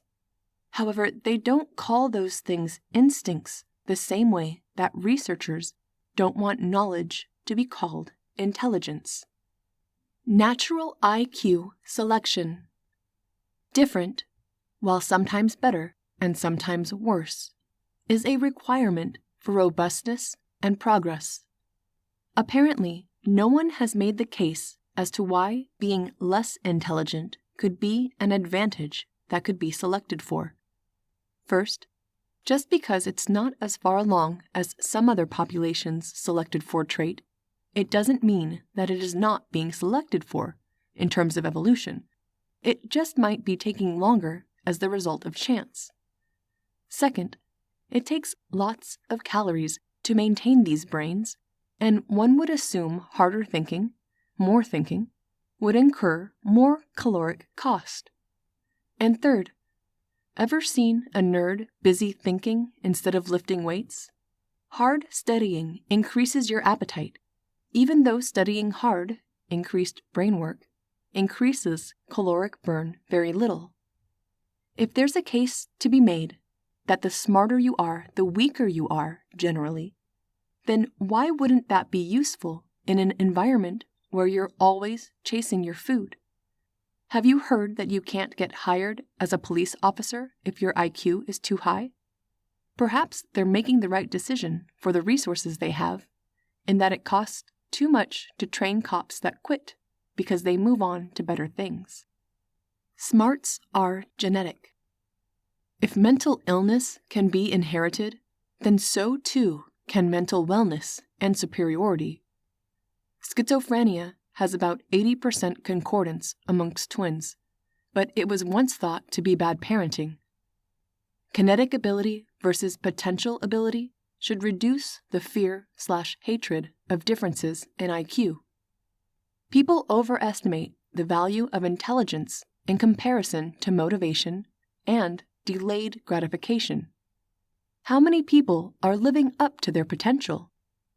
Is it because they don't know what to do, or because they won't do what they should?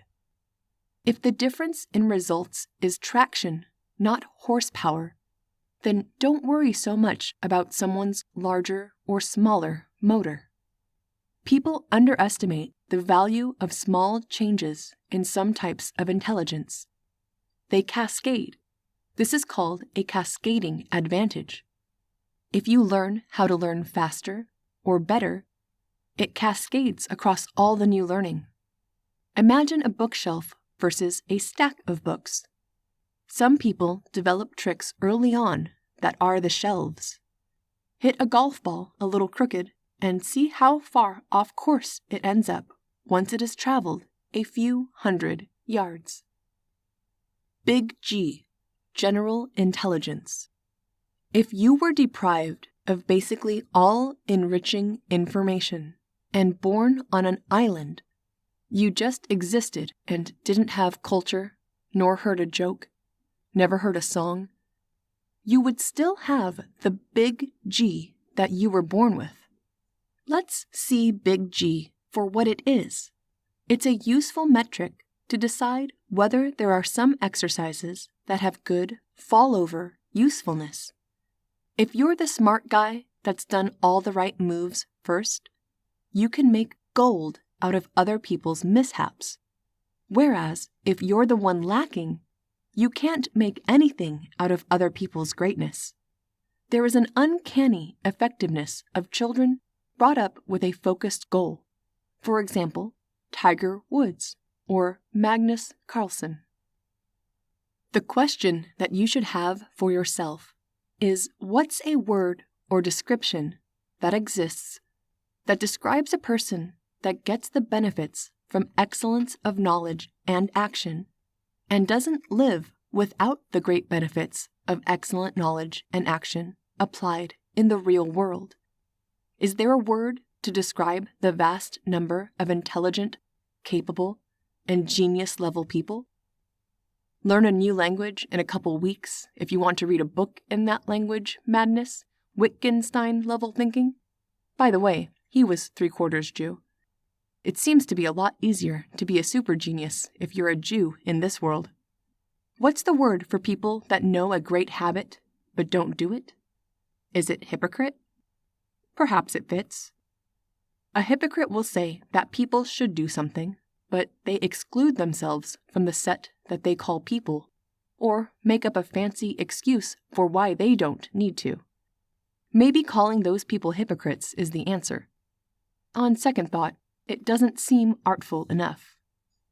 There's a difference between quality of belief, the quality of intellect, and the ability to synthesize ideas with a person. Two people could be in the same place or achieve the same solution, but arrive there by totally different mechanisms.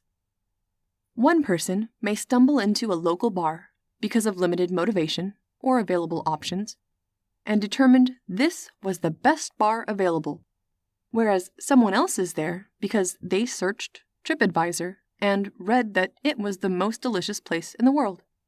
In this scenario, two patrons arrive at the same place at the same time, but through drastically different methods.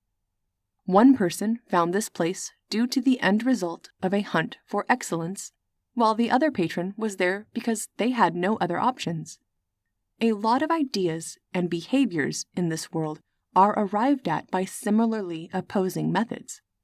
Some people arrive at a belief through ignorance, and some through complete knowledge. If you think that both of those people are equally qualified to speak on issues because they chose the same action, then you're in for a rude awakening. This is because, through complete knowledge, one has a lot of new options, things you can learn. As for the person that arrived there through ignorance or was forced there, you can't really build anything new with that guy. Learning the order of operations is really important for being effective. Some math you can't do in a randomized order, In other words, some equations are not commutative. The same is true for martial arts. If you learn all the fake disciplines before the real ones, you're basically starting from scratch. If you learn the real disciplines and then observe the fake ones, then you can adopt what's useful and ignore what's impractical. It's similar with critical thinking.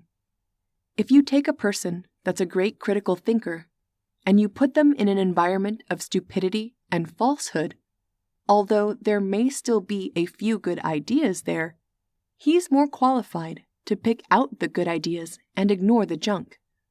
Therefore, if you're smart and have critical thinking, you could probably benefit from reading lots of terrible material which may cripple or poison a weaker mind. It's like the ability to be an omnivore and digest the foods that are useful while remaining immune to the foods that are harmful. It's really an order of operations issue. If you read the wrong books first, you cripple yourself and read the worst wrong things out of the subsequent books. If you instead read the right books first, then it just amplifies your progress, even when reading subpar books later on. That's why the rich get richer, the smart get smarter, and the divergence grows. Mere awareness is not a skill. Similar to all other skills in the world, just because you know there is a way to do a skill better doesn't mean that you can do the skill better. Skill comes with correct knowledge put to use and practiced over time. What use is there knowing a tool exists and even owning it if you never get the inspiration that it's now the right time for that tool? Wisdom. Common wisdom is only so among those who are unwise. What most people think is common wisdom is surely not, and may be the definition of the fallacy of proof by popularity. You only get wisdom if everyone is guessing independently. If everyone can see everyone else's guesses along the way, it's worse, not better. This is because it's easier to determine that something is right, even if it truly is not right, when other people concur. There is more wisdom in small crowds and more ignorance in larger mobs. True wisdom is when one's intelligence has been applied to a body of knowledge over a long enough time, forcing one's own independent derivative, and is in congruence enough with the underlying situation of the world that you have a very strong mental boat, high sailing effectively downriver. The wise person is usually kind of a loner and not that powerful, but just knows or can predict what is likely to happen if you do a certain action. We need to direct intellect to more motivation, belief, and discipline-based pursuits. The reason Uber was able to create a new industry that served the same purpose as the taxi industry did, and at a much lower cost, was because there was a load of unused resources sitting around. For example, taxis aimlessly idling, waiting for nearby passengers. There were people and cars that could drive, and there were roads with space, and everything was ready, but the glue was missing. The glue that was required was an app that put people that wanted rides together with people that could give rides. So, what is the problem that we currently have in the get things done world? If we've got tons and tons of unused resources, which is the ability for human beings to actually do things, what's missing? It's not more knowledge. We don't need more knowledge. We have too much. It's all free. It's available 24/7. It's all the best it's ever been, and you are using none of it. Who cares? You learn more? Great. Now there's just more that you know that you're still not using. What we need is a human desire-based, belief-based, motivation-based, discipline-based glue. A binder that bridges the gap between knowing everything we could do and actually doing it. No amount of shoving facts into people's heads is getting that job done. Processing power overhead. There should be a single word to describe what you've learned, multiplied by how powerful your brain is. If we have a good enough understanding of how our consciousness works to separate intelligence from knowledge, then surely we must see that either one by itself is worthless, or that benefits can only be realized when the two are combined. Need we invent a new word for applied intelligence over time? Like power is energy multiplied by time, mental power shall be intelligence applied to gathering and synthesizing new knowledge over time. Being correct. Being correct and knowing whether you're right or wrong about anything is important, because if you think you're right and you're not, you will stop learning. You'll continue to remain wrong, and you'll force yourself into a conversation, depriving the person who is right the significance that they should get socially, and their ability to influence others further instead will be replaced with your misguided ignorance. Thus, if you want to be right about things, you not only need to do work to be right, but you also need to do the work of knowing whether you're right or not. If you're a person that only speaks in absolutes of right and wrong, you're already delusional. A much more intelligent and realistic measurement is what is the chance that you're right in numbers. Do you think you're correct 50-50 or 70-30? How much time have you put in? Do you have access to knowledge that other people don't? How many thoughts from other people have you read? How confident should you be in your measurements? Now, as an example, the people in this world that are most right are also the people that are most likely to know when they're wrong. They continue to learn, work, understand, and test themselves empirically to see whether they actually got it right or not. This is evident everywhere. For example, there was once a publication that said, if you get an AIDS test and you get a positive result, and the test is 95% accurate, how likely are you to have AIDS? They give this test to all kinds of people, and it's actually so misunderstood that it's called the false positive paradox. It's called paradox not because paradoxes actually exist. It's called paradox because people's understanding of the world is so poor and so often at odds with the actual world that we decide to call those things that we commonly get wrong paradoxes. A paradox exists because humans' perception of reality is so commonly inaccurate in regards to paradoxes. There are a couple other definitions, but for the way it's being used here, it's accurate. Paradoxes exist because of a lack of understanding. Get better at measuring, and paradoxes may disappear altogether. Paradoxes only seem as such because we poorly understand the real world, and sometimes our shortcuts lead us astray. Do some research on Bayes' theorem, the false positive paradox, the prosecutor's fallacy, and more advanced scientific understanding, which dictates how sometimes there's specificity and there's accuracy, and how they're different. Accuracy is a probability on how likely it is to give you the knowledge that something is there when it's actually there. Specificity is how likely the thing is to tell you that it's not there when it's not there. You'll get it wrong in both directions. Sometimes it'll be there and you won't catch it, therefore your test is less accurate.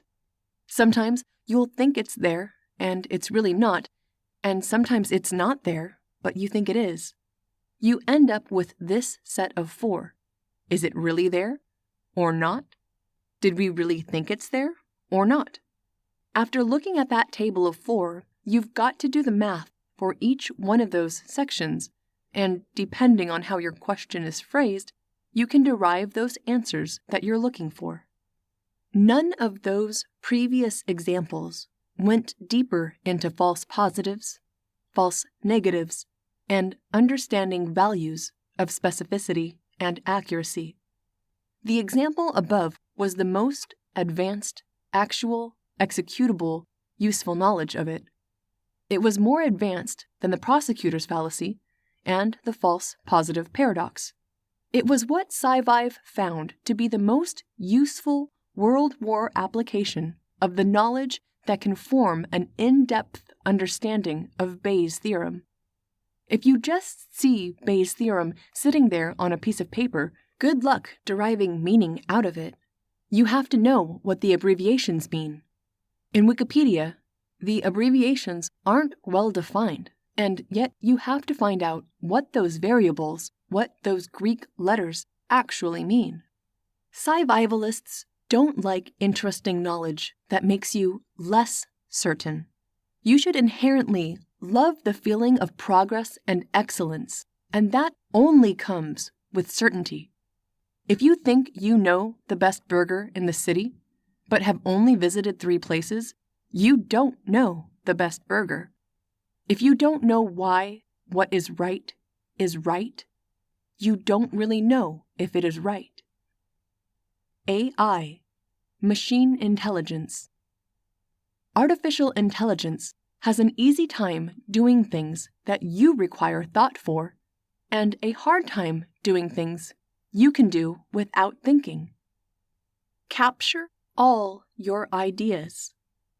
Don't get yourself into too much trouble with rabbit holes. If you're smart and fast, you realize that everything is really related to everything else, that everything can be learned from and applied everywhere else, and that there's an entire world ripe for improvement out there. You come up with 1,000,000 great ideas, and the art then is to get them all captured and sort them later. That is what you'll learn to do automatically, over time, if you practice. Don't be afraid to capture a ton of very rough ideas and adjust them later. Think about negative space. What's not there? Inductive and deductive logic. You see things and you say why, but I dream things that never were, and I say, why not? Try things that are old somewhere else, but new here. Invent.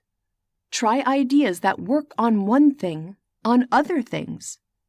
You may sometimes see things and ask why, but you could instead focus on dreaming things that never were, and ask yourself, why not?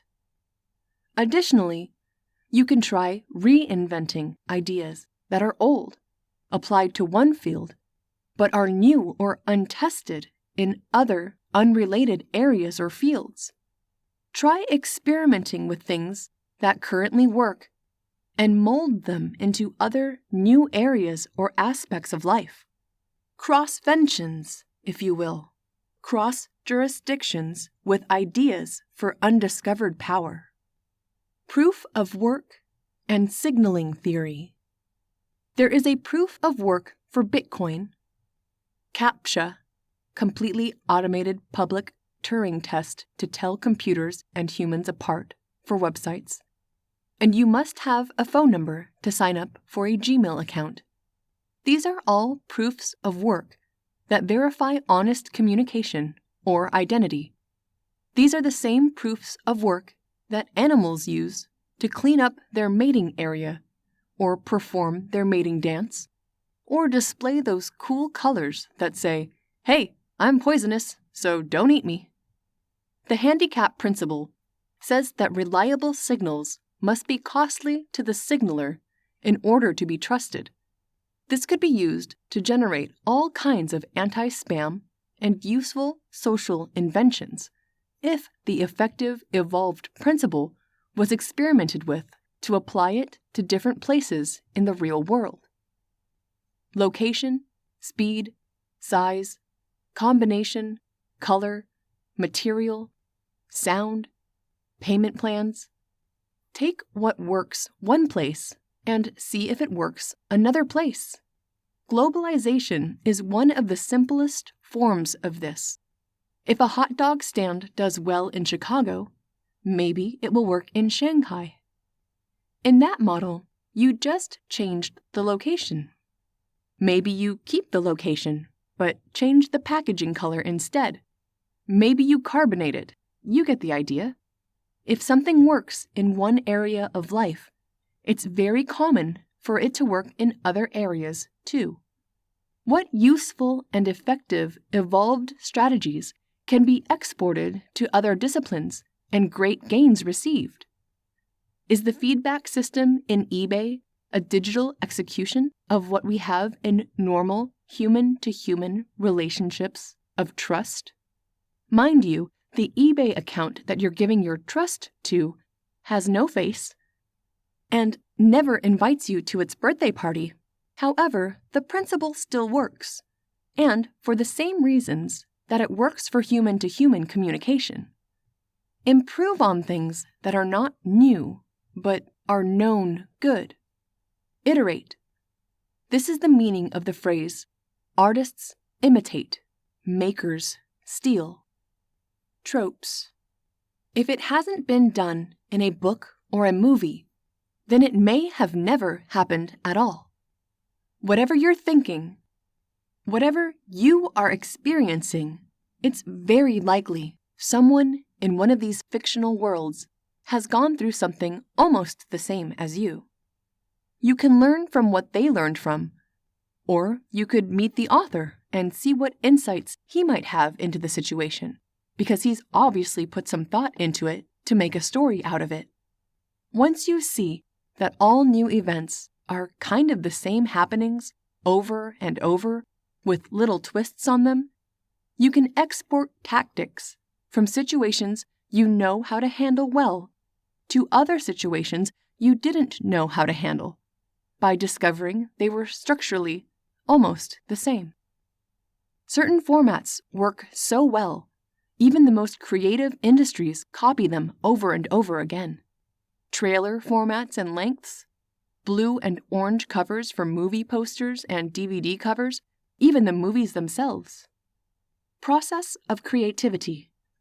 You may have heard, you have 2 ears and 1 mouth, so you can listen twice as much as you talk. SciVive says, stop listening so that you may speak. If you spend all your time absorbing music which other people created, reading books which other people created, watching movies which other people created, watching other people have fun, listening to other people's jokes, it is very hard to be producing when you're absorbing. Humans are not full duplex, meaning we cannot simultaneously send and receive. You can't really listen when you're talking, and you can't really talk when you're listening. You can't really create or be an individual or do that thing that only you can do if you're busy absorbing everyone else's consciousness and not formulating your own consciousness. Now, do you need to start your life absorbing other people's consciousness? Yes, you do.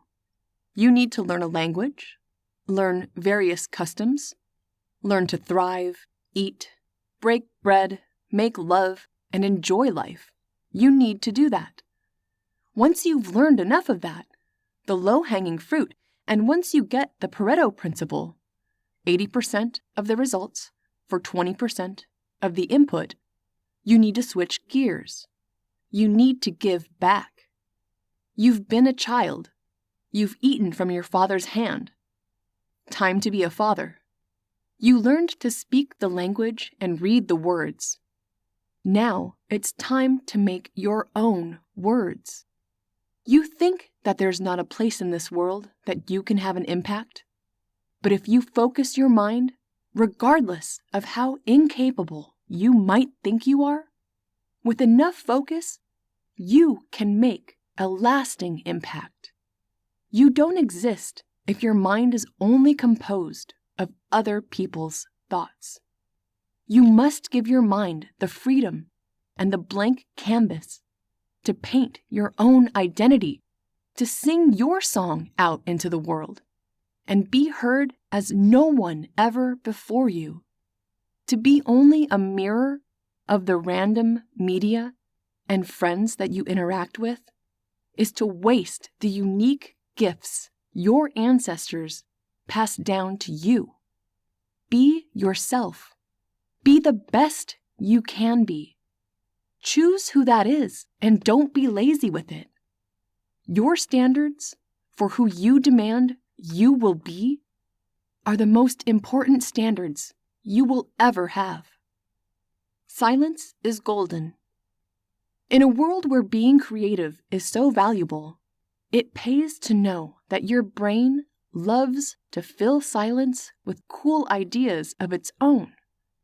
That's why people come up with such interesting ideas in the shower.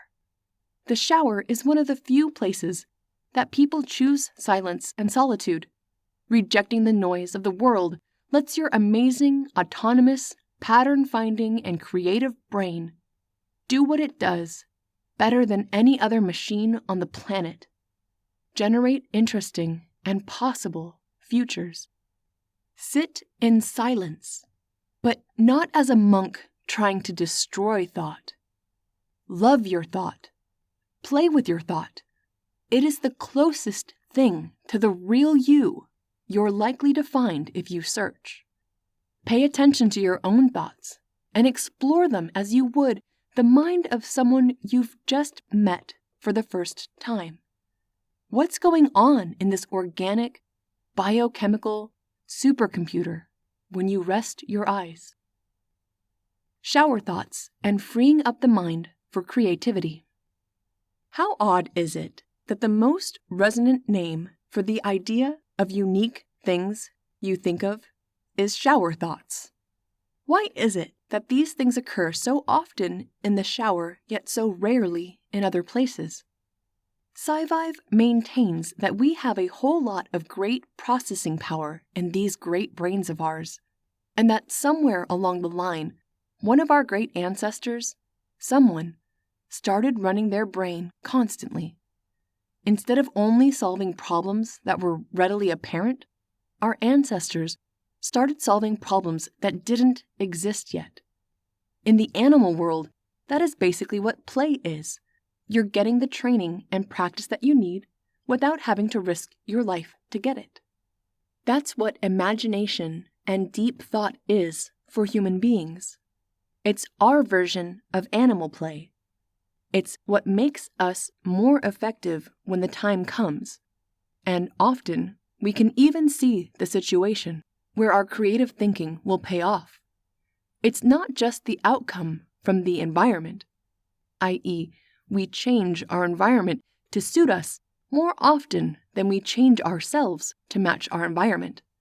Is anyone out there still wiping their butt with leaves? Shower thoughts are really cool because they are more creative than what you would normally think of, and showering actually broadens the range of inputs you are using to synthesize new ideas, which is what creativity is. Your environment greatly affects the creative output of your mind, because your mind is basically trying to pre-calculate routines that might appear so that it's responsively faster if those routines occur. This is part of what déjà vu could be. Your brain already pre-calculated a scenario that might have happened a long time ago when you weren't noticing. Then it actually happened, and you're like, hey, wait a sec, I kind of recognize this. Shower thoughts are broader because the range that we use for our creativity is actually limited by our surroundings. For instance, if we're in a social setting around a lot of people, our brains would try to optimize the relations between people, the environment, and the posture. There are so many social things that go on in a social setting that occupy your mind, like trying to understand what other people are saying, trying to educate them, tell them things, etc. It's very consuming to the mind. When you are in the shower, you probably don't have music. You probably don't have to think where to go next, or people you are trying to impress. This lack of surrounding allows you to free your mind to create and synthesize new ideas using a broad range of inputs that can be a lot more random. This is because they're not being refined or restricted to the same content matter that exists during the rest of the day, whether we are being influenced by work or school or by a lover or any other type of social setting. Being uniquely creative. Everything is copied, and you need to keep your ears and eyes open, or you'll converge on the same ideas others do without realizing it. A lot of comedians try not to watch other comedians because they think that somehow it's going to prevent them from accidentally plagiarizing other people's jokes. What they don't understand is that they'll just accidentally do them a different way. They'll accidentally do them by having the global consciousness affect them and execute the same joke through their mind, through a third party, instead of directly from watching the comedy show and forgetting that they remembered it. Funny stuff is funny because it doesn't make sense. Creative ideas are new and interesting, but not funny because they work. They cause you to feel awe and inspiration more than giggles. They're related, but one becomes reality and the other fantasy. Unless it's a prank, then it's real. The amateur imitates what the master improves. The moral of this? We have the same error in our own experiences when we are trying to avoid polluting our brains with other content. And since everything is copied, harnessing your natural processing power is important. Your brain is great at knowing where things are in relation to other things, because it is really useful for getting around in the world. You will find that taking ideas and putting them into groups and sets in your mind allows you to harness your positional and navigational-based intelligence, and harness it towards ideas that don't really have real places or physical forms that you can touch or interact with.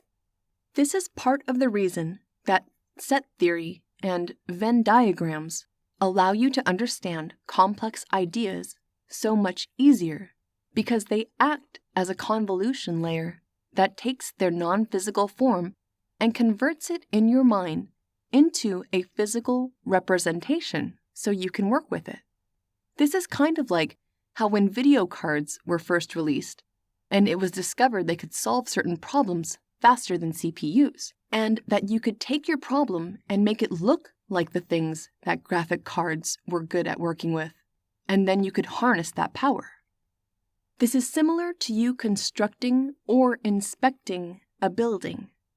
You take its measurements and turn them into numbers that calculators and equations are good at working on. You couldn't very well take your wooden 2x4 and insert it directly into the calculator to perform calculations on. The calculator would break, and your teacher would get pretty angry at you. So, you create an abstraction and turn the piece of wood you want to work on into a middle layer of numbers that you can then harness the processing power of the calculator with. Then, when you've got the numbers that you need, you can export that data out of the number layer back into the wood layer of the real world again, and perhaps build a house.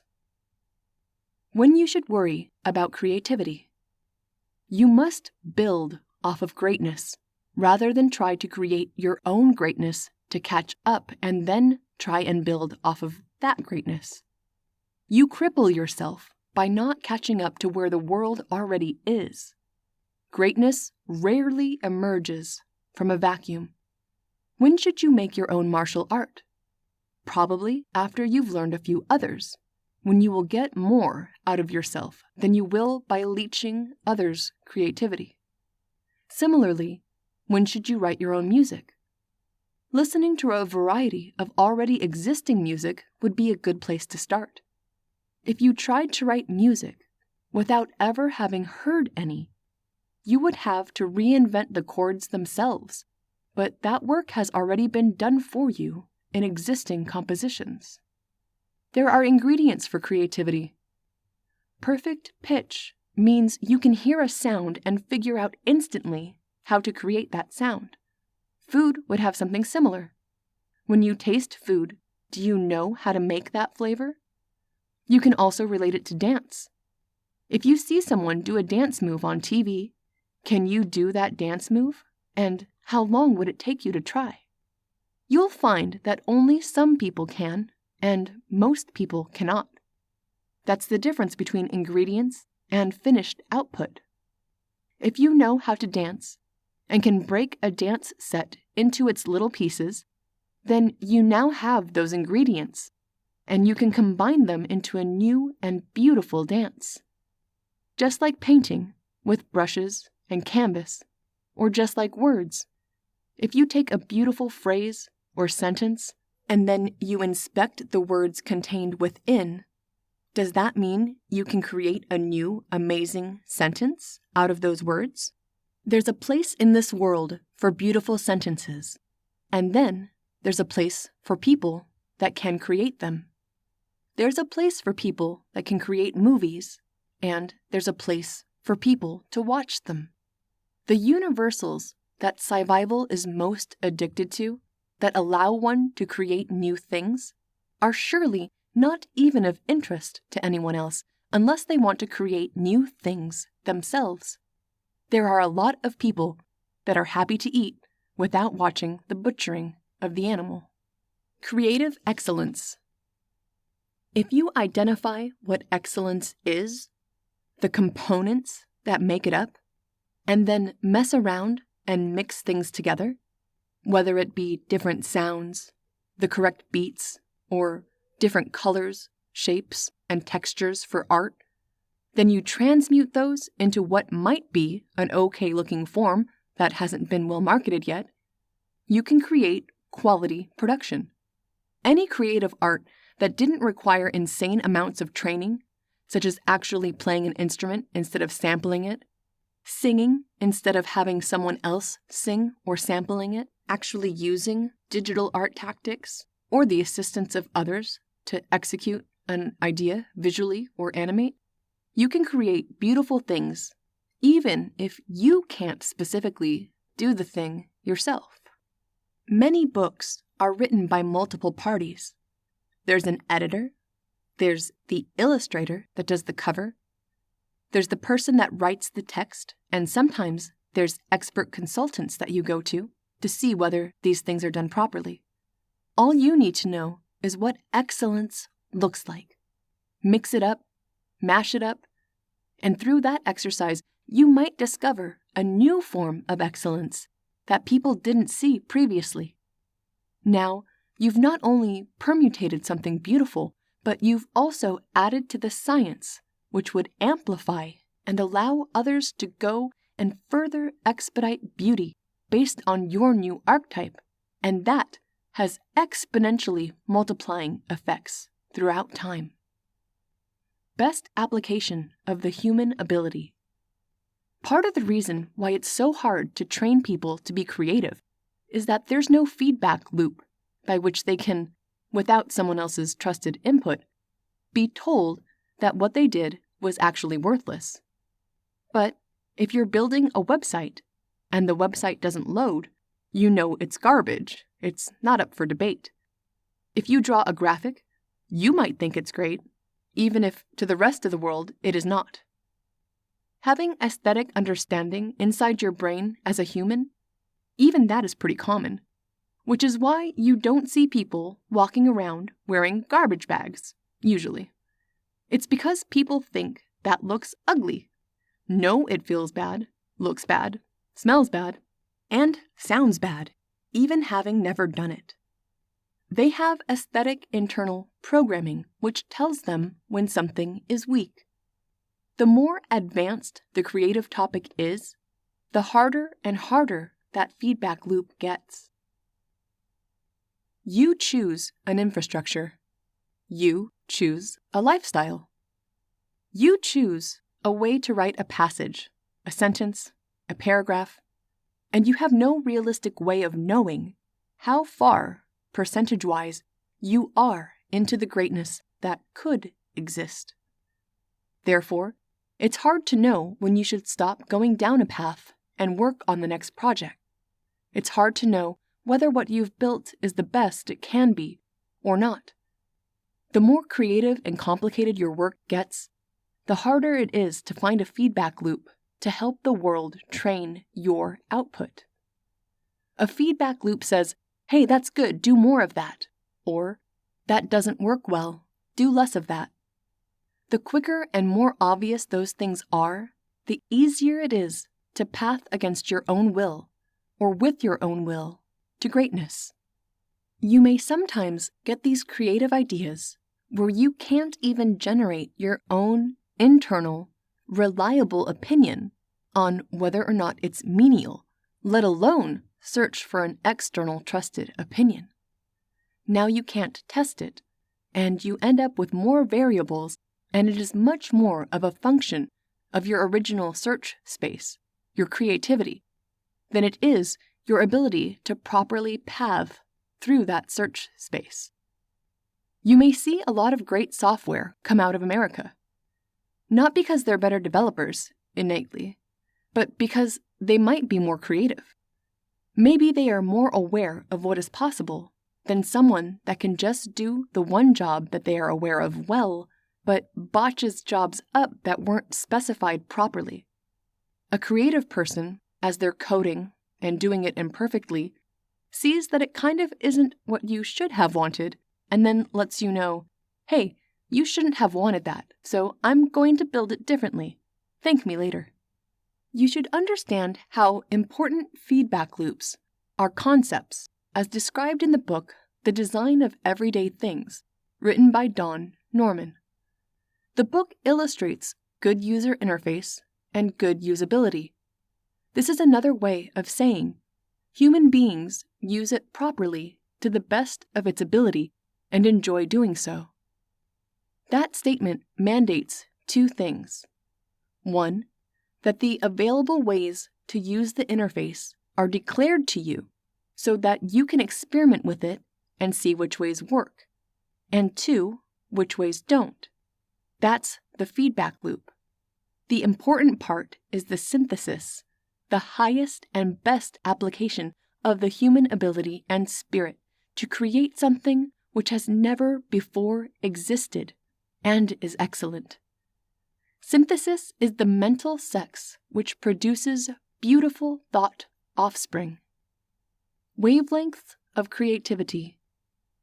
If it's smart or effective to write drunk and edit sober, then it's possible that certain types of thought have a frequency at which certain types of mind states resonate those frequencies easier. Maybe being tipsy restricts depth and enhances creativity in some ways. Maybe being on downers affects people in one way, being on hallucinogens does something different, and speed has another effect. It's therefore an interesting analogy to make that thoughts are like frequencies, and that they resonate inside the chamber of one's mind differently based on the shape, size, and medium of density of air inside the chamber. Not the real chamber, but in theory, the virtual composition of a person's mind. To expand further upon that creativity idea, when you measure a speaker, you have what are called Thiel-Small parameters, which measure the electrical and mechanical resonance, weight, electrical motor force, and magnet force. If you have all those numbers, you can predict how that driver, that speaker, will act in an enclosure and how it will respond to frequencies, especially the musical kind. That type of small parameterization could also exist amongst intelligent beings for searched depth and searched width. How far do you go down a path before you decide it's a dead end? How many offshoot paths do you try, and what value do you give to paths that seem related? A lot of small parameter speaker optimization, AI, as well as human creativity and idea searching are related. For creativity exercises, you could try changing the color of your environment, temperature, location, space, focus, posture, or mind focus. What part of your body are you focusing on? You could use archetype experiments where you pretend you're a king, pretend you're a poor person, pretend you're angry, pretend you're happy, pretend you're all kinds of different ways to get different perspectives on a thing. After doing all that, maybe you'll have some new and unique insights that are still your own. Logic, frameworks, and math. How is advanced math supposed to be useful to the average person? Of course, basic math is important in everyday life, but hard to profit from. Is there a shortage of people that know basic addition and subtraction? Can't wolframalpha.com answer basically any question you properly type into it? How are you supposed to profit off of some knowledge that is so widespread and has been for thousands of years and is now done fast and instantly, for free, for anyone that has internet access and a browser? Is it important? Yes, but only as far as it serves things that are actually important. We need more people sticking parts together with human ideas as the glue. Let the grunts and machines do the grunt work. Do what the machines can't. Be the middleware. There are only a select few occupations that would require one to know advanced mathematical theory. For example, statistics and algebra are important for business and machine learning. Which sex is better for breastfeeding? The answer is clearly women. Conversely, which is better at fist fighting? Probably the guy. Which one belongs on top? Nobody. That would be using the wrong framework. You're not supposed to have such a simplistic relationship organization between utterly complex, utterly unsimplistic things that have been constantly changing and always evolving. Looking on the other side of the coin. Some have found more value than usual in looking at what is the not, the polar opposite. For instance, anytime you look at a question, you can look at the not question.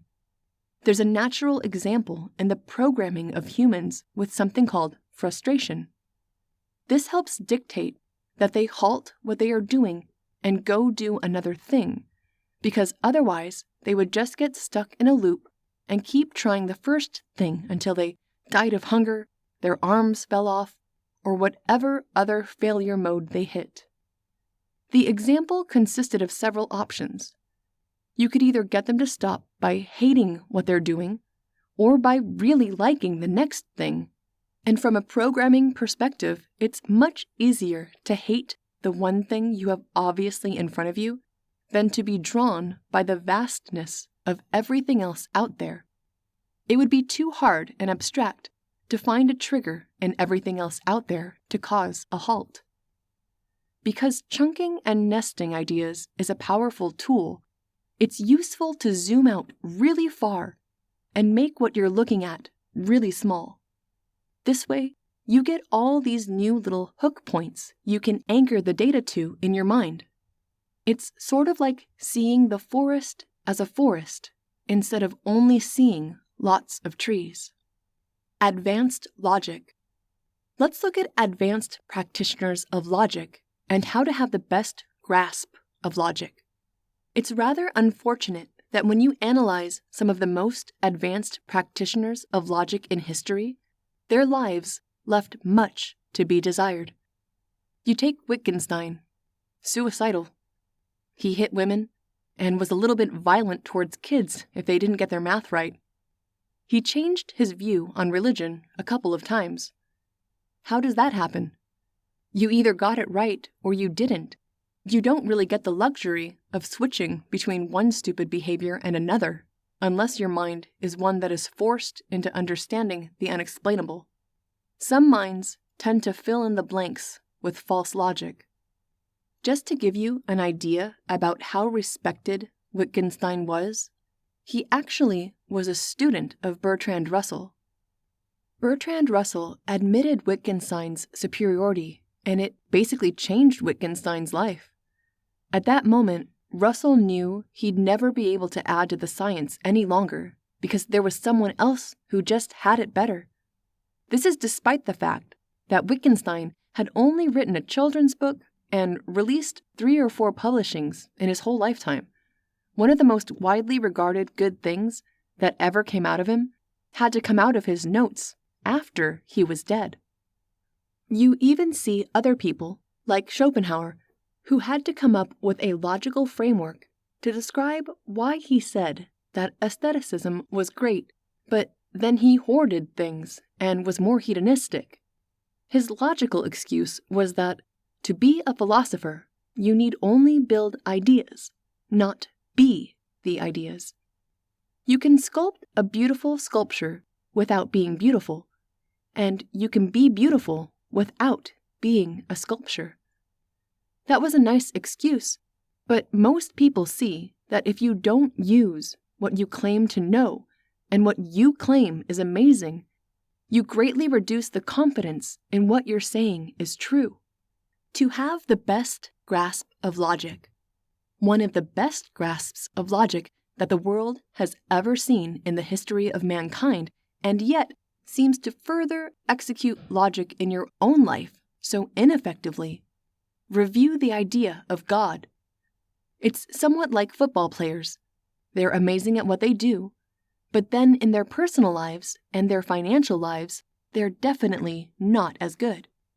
Maybe there should be some other word for a person that accurately uses what they know to the highest and best use and outcome of its possibility, extending not only to the one focus, but to all aspects of their lives. Maybe that's wisdom. SciVive argues that wisdom is not enough. You never picture the wise person as young, vital, and fit, nor loved and popular. As stated earlier, the wise person is usually thought of as being kind of alone and not that powerful, although he knows what is likely to happen if you take a certain path. Perhaps what Schopenhauer said was accurate. You can be an amazing sculptor, yet remain ugly, which is kind of a bad analogy because using logic and building logic are very similar, whereas looking pretty and sculpting pretty things have nothing in common. They don't touch. They're not related. You must simply understand what may be commonly recognized as pretty and be able to duplicate that. It's actually that particular excuse that Schopenhauer had for living life at odds with what he taught is the highest and best life you could live. Maybe it didn't accurately explain away his culpability or responsibility. Illogical pattern finding will lead you away from truth. Correlation causation. Do not confuse correlation with causation. There was an important lesson that was taught in an extremely memorable way, and it was probably one of the best lessons one can learn in college entirely. You're in a city, and one year the crime rate of the city doubles, and the number of people who attend church also doubles. What can you say about what's going on in that city? This was a trivia question that Richard's sociology teacher gave him. A lot of people would say that the new churchgoers are committing crimes. In fact, wouldn't it be easier if you noticed that the population of the city doubled as well? Therefore, really nothing has changed in terms of ratio. There were twice as many churchgoers and twice as many crimes committed simply because the population doubled. Just because two things happen at the same time surely does not mean that they caused one another. Being stumped for that moment and not knowing what could have caused those two things to go up at the same time really drove home the point that the third or more cause is always out there and quite commonly overlooked. Two things that seem dependent on each other are actually both caused by a third thing. Appears all the time logically.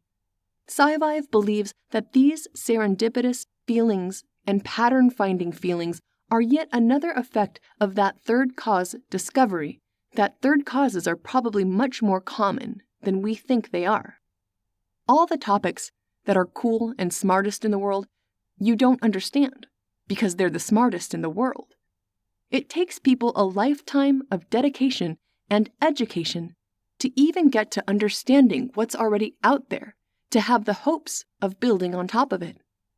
It is an unfortunate consequence of confusing causation with correlation that made-up junk that has no value at all is also insanely complex. Unfortunately, therefore, you are not able to efficiently use the complexity of a topic to let you know whether it is accurate or whether you should learn about it or care about it. A lot of people take something that's hard to understand, like quantum physics, and try to use it outside of the realm where it is useful and apply it to emotions or feelings or business. Reasoning. Critical thinking means judgmental thinking. Critical thinking isn't called critical because it's required. It just means judgmental. This is the danger of words that have two meanings that are very different. For instance, a patient's critical condition versus it's critical that you do something. How to catch fraudulent statistics.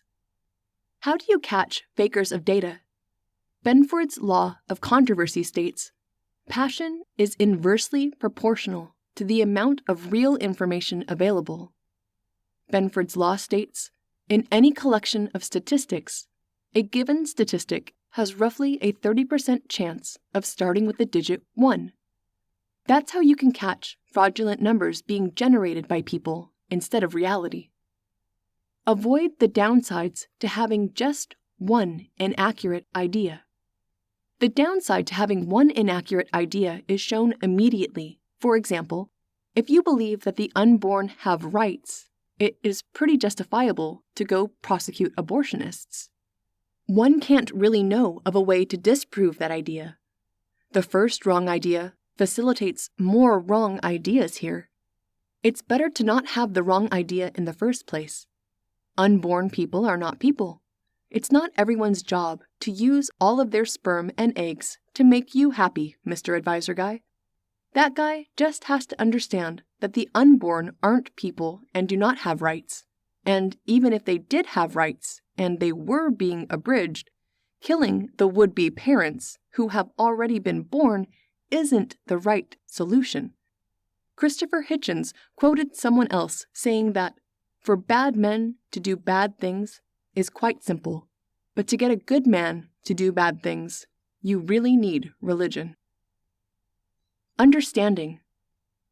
Calibrate your estimate on what you understand properly. If you are very good at knowing things, but very bad in your estimates at what you understand or don't understand properly, you will harm yourself. You will stop studying things that you should have studied more, and you will mislead the education of the world. On the other hand, if you are good at knowing what you know and what you don't know, you will probably actually also harm yourself because you'll be afraid to say anything ever because you're only comfortable speaking with an unreasonable degree of specificity. You might be the kind of guy who's incapable of suggesting what book someone reads because you're deciding whether knowledge can even exist. How do we know what we really know? Are we really just the simulation? You're too smart for your own good, so you've become ineffective. Why is it that so much of the popular culture is influenced and created by those that put their balls in their hands, get the job done, and are willing to be wrong? It's so important that you'd be better off getting an 80% right and eating dirt 20% of the time. Or you can make no impact in the world, only saying one statement once ever in your whole life, but being right about it. Unfortunately, everyone else already knew that, because the guys that were 80% right already said it 50 times before you got around to it. Increasing your understanding removes limiting beliefs. When you don't understand an idea well enough, you think you know everything. Lots of 20-year-olds think they know everything. In your capacity to understand complex topics, the truly hardest ones take dedication, time, emotion to understand. In a world where intelligence and interests fit on a nice bell curve, the vast majority of people don't even have the capacity to understand the hardest topics. Of those that do, the truly hardest topics take more than capacity. They take the dedication of time and emotion to excel at. You can't be too good at too much. You will run out of time. You really only have time to be a master of a few things. Thus, the vast majority of people will have many false beliefs about many subjects, not because they're stupid or malicious, but because life is hard and finite.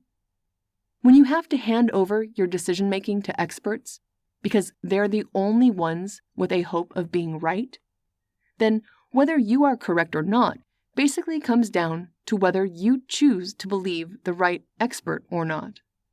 This is a choice that the super-intelligent must make very similar to those less intelligent. We all must defer to the experts on tons of topics every day. The ability for someone to understand a great idea is unfortunately tied to their ability to have created that idea on their own. Similar to the way that burgers can't get much better because we're limited by our taste buds, you can share something amazing with someone, but if they don't have the tools to understand, why should they be amazed? You don't know what you have unless you build it yourself. Human intellect has not changed. Knowledge transfer has just increased in quality. It is unfortunate that you can read reports and documents from 100 or 1,000 years ago and could believe they were written today. Just think, Albert Einstein, one of the most intelligent men of our time, died in 1955. The people of the time had such sharp minds and such thinking abilities that it's a tragedy they didn't have access to the same tools and resources we have today. If the biologists are right, the capacity of the human mind hasn't really increased very much at all in the couple of thousand years since English and cities have existed. It's quite a wonder to believe that what separates us from them isn't that we are better people, but that we have stored so much energy and knowledge passed down from generation to generation that the lives we live today are massively better than the lives they lived, and it's not because we are smarter. Perhaps just more collectively knowledge-containing. Analogies are the best tools for understanding. Use them. Analogy is the most powerful of all learning tools. Analogy is where you take new ideas and show how they're just like other things. Glove is to hand, like sock is to foot. Square is to cube, like circle is to cylinder. Regardless of the differences between items, because you understand the concept of a door, you can really quickly understand and operate all types of analogies, because analogies are awesome. They're all different in ways that don't really matter, and similar in the ways that they need to be for you to be great at remembering them. It's common to see analogies as large components of IQ tests. Therefore, if finding and using analogies is something you can get better at, then you will show a heightened IQ score on many IQ tests. You'll probably be better off with a heightened understanding of the world than yet another test score to brag about. But this is a free bonus to an already awesome behavior. When you create an IQ test, you use specific strategies to avoid cultural bias and measure useful traits like memory, speed, visualization, rotating objects in one's mind, etc.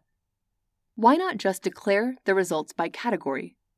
The test maker knew what he was measuring. There's no reason to mush it all together. The power of analogy. The more you understand about the world in one area, the more you understand about the world in all other areas. As long as you learn how to apply the analogy, and as long as you learn how to apply the framework somewhere else. It may not increase what they call, in the study of intelligence, your big G, your general intelligence, or how well you do on an IQ test. But you can have big G without ever learning a language. You can have big G in intelligence without learning how to do anything. Less complicated ways that lead to understanding. If you want to learn how to speed read while retaining much of the info and actually understand it, then you're studying common patterns that you can apply other places to employ the power of analogy.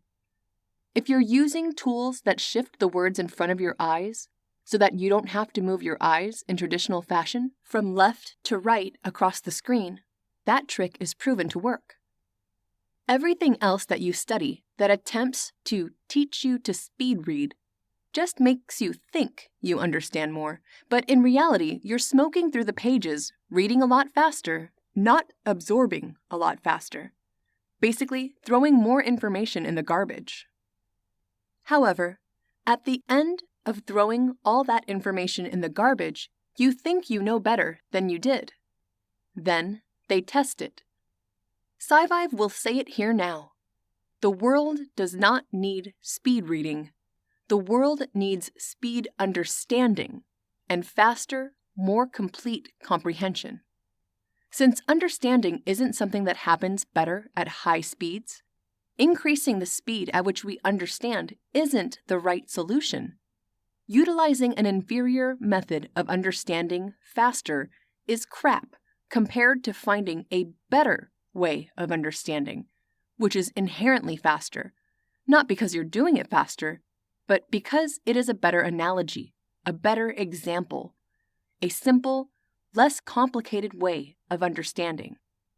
As an example, if you say that the burden of proof lies with the person that makes the outrageous statement, that's a good way to understand the world. The simpler explanation is more likely to be accurate than the more complex one, because it involves less moving parts to make it happen. Two explanations exist, a more complicated and a less complicated one. Both accurately define the way a thing can happen. The less complicated one's more likely to be more accurate, or really less wrong. Less complications leave room for less error. It's a little bit esoteric. It's a little bit hard to understand.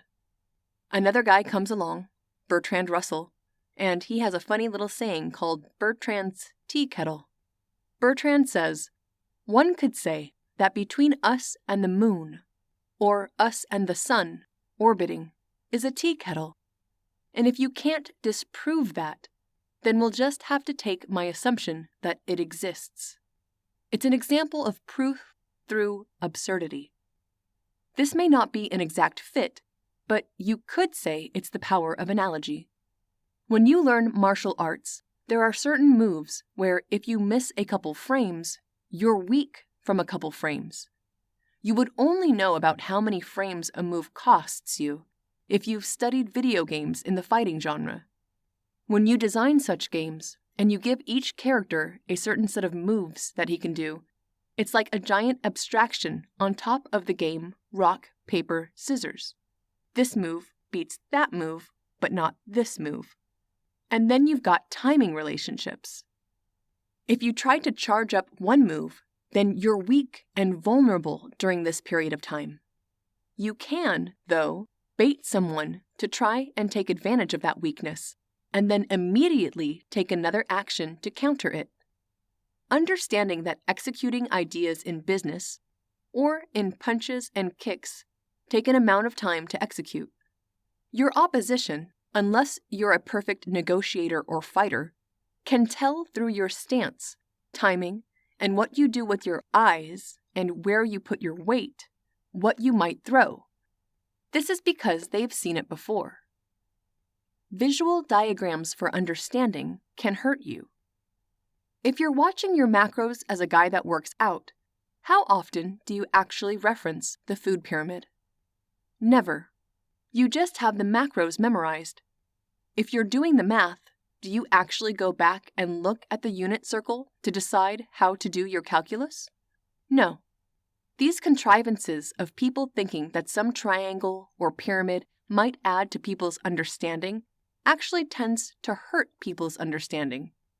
Using the wrong visualizations screws up our understanding of ideas. We are pattern-finding machines.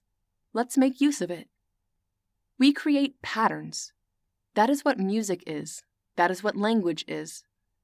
When a man makes love to a woman, and that woman has a beautiful child, that's a new pattern that we created.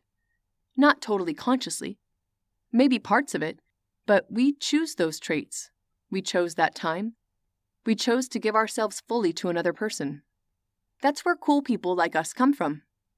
We're built to absorb, process, and create visual realities that may come true in our head. That's what dreaming is. That's what imagination is. That's what play is. It is us getting the best real-world practice we can get without greatly endangering our lives. If you want to have the virtual being chased by a killer experience, you need only wait. It happens in a couple of dreams that you'll remember per year. The rate that you get to have your escape the killer style dreams may vary, but they are useful. If ever one day a killer is actually chasing you, you will do slightly better because you've already pre-calculated some things that guy might do and some things that you might do. We arrive at those paths quicker. It's pre-computation. It may be one source of where déjà vu comes from. When you experience a déjà vu, you accidentally have something happen in your real life. Something that you pre-compiled in your sleep or in your free time, or you subconsciously saw in a film, or subconsciously imagined to somebody else, and then it just brought back that memory of, oh wow, I've seen this before.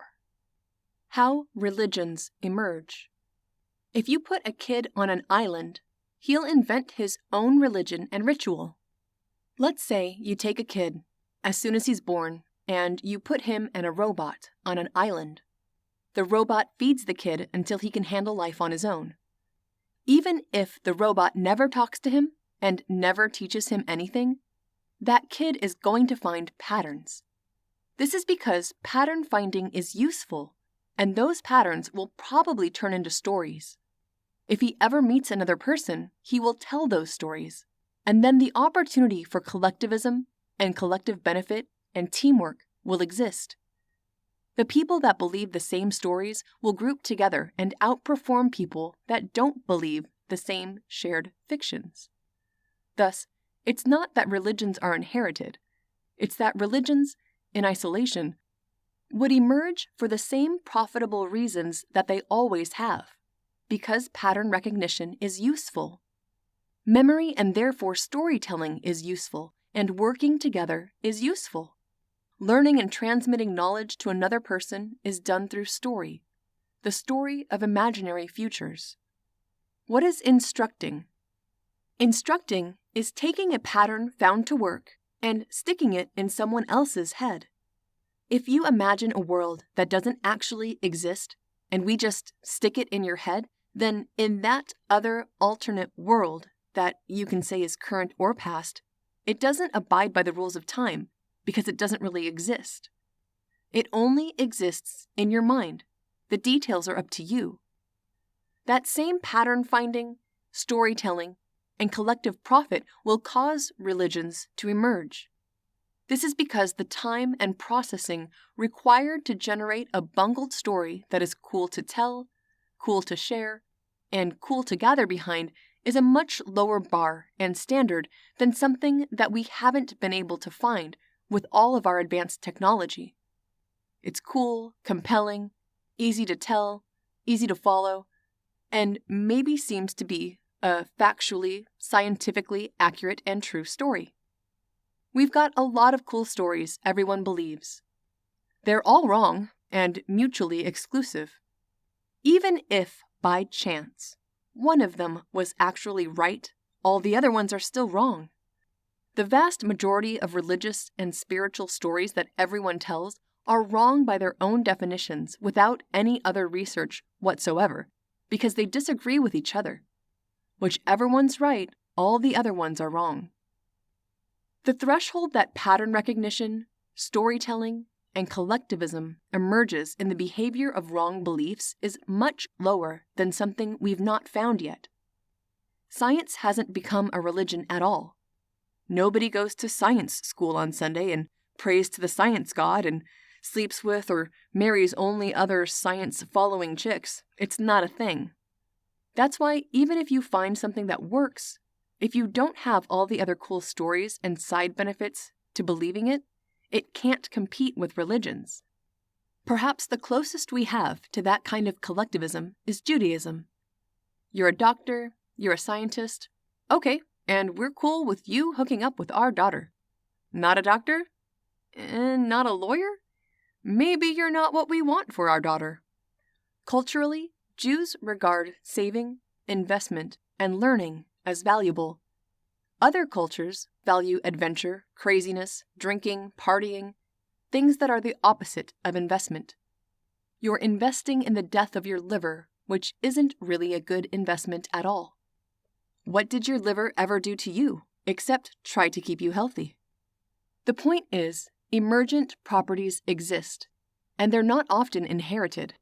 They would re-execute in a very similar form on their own, because they pay profits, and the threshold of things that have to align in order for them to emerge is so vastly lower than the other things that we're trying to force to emerge by design. This is why if you got rid of all the religions in the world, they would just reappear in slightly different forms, because they provide a competitive advantage to their followers and an even more exaggerated advantage to their preachers. Don't fall for correlation, causation, fallacy. Improve your understanding and reasoning. The older you get, the more things you see and have seen, the easier it is for you to make connections. As a result, the easier it is for you to see connections where they don't really exist, or where they do exist, they don't exist in the way that you wish they did. You find some interesting coincidences. Let's say you Google one topic, and you're going through the day, and you Google something else, and those two topics somehow magically both relate to a third topic. What you'll find more often than not is that the reason those two seemingly so distantly related topics actually relate is all because of you. What influenced the first result, what influenced the second result, and what influenced you were all quite popular and were pre-selected for popularity. What you'll find is that you'll have more of these feelings of serendipity the more you use Google or voice recognition. A woman once spoke in tongues to her phone, and her phone gave her very interesting, accurate results. She didn't realize that the phone didn't have a choice. The phone was going to give the best guess no matter what. And the best guess is always going to give you good results. To teach her the error of her ways, the error that she thought that there was meaning coming from the phone, even though she was speaking gibberish into it, another person spoke gibberish into it, and it also responded with meaningful results, because it had no choice but to attempt to give meaningful results with each question asked. The users are the ones that tried to pretend that something meaningful came from what was asked. In reality, the meaning came from random chance. Some meaning had to be output, and the users are the ones making the connection between those two meanings, the gibberish being spoken into the phone and the interesting, unique outcome coming out the other side. Therefore, the more intelligent you are, and the better storyteller you are, the more connections you can make, the more believable you can make these false correlations that have no causation. Knowing thyself. To know thyself is the beginning of wisdom. Socrates. Do not assume the world is as wise as you are. It's hard to know reality. Could you predict ISIS? You must not assume the world is as wise as you. It's not. Know what you know and what you don't. Know the same of others. If everyone is working on wrong data or everyone is making the wrong decisions consistently, you can't really expect great output from persons under that influence, at least in regards to that material. There's merit in trying that lack of knowledge into understanding oneself and having some humility. Find out your goals and the things in life that motivate you. A lot of times, being a good teacher doesn't mean that you are a good doer, and vice versa. There are different skill sets. Being able to do something and being subconsciously competent at it doesn't make you a good teacher. Being a good teacher requires pedagogic skills that have very little to do with, for instance, the actual act of swimming. This is the reason why, even if you're an Olympic gold medalist, you still might make a bad coach. By definition, subconscious competence means you are quite probably a bad teacher about it, because it's subconscious to you. You don't know why you're good at race car driving. You don't know why you are a good speaker. And to know those things would be an entirely different skill set. Subconscious competence exists. You can do things well even if you don't understand how you're doing them. For instance, when you tell someone how to ride a bike, you might think that they will fall while turning because they didn't know that they should lean away from a turn.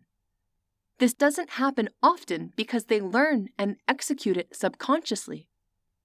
People that are more subconsciously competent may have the same dream over and over again, which helps them practice when they are not really practicing. Self-knowledge, self-awareness, and proper education and motivation are an entirely separate domain from being a good businessman or being a good basketball player, and taught as such. A coach that can help you meet goals and refine your objectives and find that golden moving feeling that motivates you in a task, it works in a lot of places. If you can sell one item, you can sell nearly anything. Maybe that feeling was compelled when they saw someone winning a competition. Maybe they could feel it when they felt jealous that someone else was achieving something.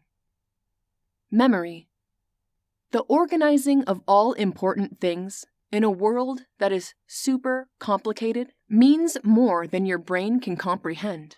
You can't listen to all the songs at once. We have such a hard time keeping ideas in our minds that we even split 10-digit phone numbers into 2 sets. That's why it helps to keep things in easy-to-remember groups, and then nest the groups in each other deeper and deeper. Remember that overly simple understanding is more dangerous than overly complex.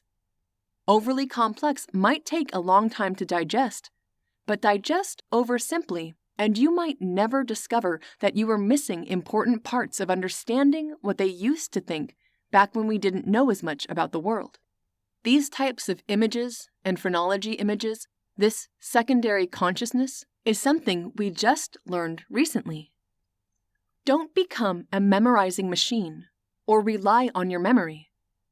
It's funny that you shouldn't become a memorizing machine because we have phones, computers, and other people that do the very least important of all mental abilities. You need working memory to build new ideas in your head, but actually memory of facts and figures and things like that you don't need to instantly have. Working memory, that memory is crap. Mnemonic technique, use it. When you interrogate people with good memories, or that have exceptional reasoning abilities, you find common patterns of brain usage that are not chemical. They are conscious decisions to use your brain in a certain way, and then after you practice using it that way enough, you're just used to using it that way. Mnemonic technique exists. Chunking exists, so why not use them? Making up funny little sayings with the first letter as something you want to remember, acronyms, they work. My very easy method just shows us 9 planets. That's a mnemonic representation of the planets in order from the sun outward. If it is true that the smartest, most effective, most hardcore, non-idiot savant people all have little fun tricks and shortcuts they use to make their mind work better, wouldn't that be a good topic to teach people?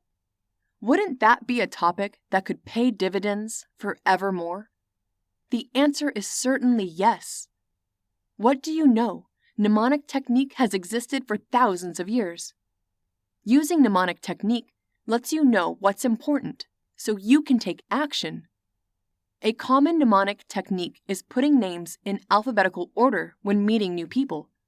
Next time you meet a group of people, try to memorize their names by putting them in mind, and preferably in the real world, in the order of their names. A mnemonic technique is both knowing and having desire. If you have desire, it instantly lets you know what is important and what is not. Knowing what is important makes your memory extremely happy. Super easy to remember what you care about. If you love sports, it's super easy to remember stats. If you love gadgets, it's super easy to remember tech. If you love books, it's super easy to remember what you read in a book. People love to remember anything of self-interest. If you are passionless and without drive, and have no desires, how is your brain supposed to know what to put a big red flag next to in order to remember? How is it supposed to bookmark what's important to you if you don't tell it, if you don't mention it, if you don't let it feel it? Using mnemonic techniques to make better sense and reduce mental overhead is critical to learning and memory. As mentioned earlier, the world does not need speed reading. It needs speedy understanding. Speed reading is by definition the opposite of understanding. You're increasing the rate of data transfer and decreasing the horsepower available to organize and understand the data. Very likely, what you're doing is wasting your time. If you want to get a book over with really quick, you can skip the speed reading and just look at the table of contents and pretend that you learned something from that. Here's the problem. For some reason, most books' table of contents are completely useless.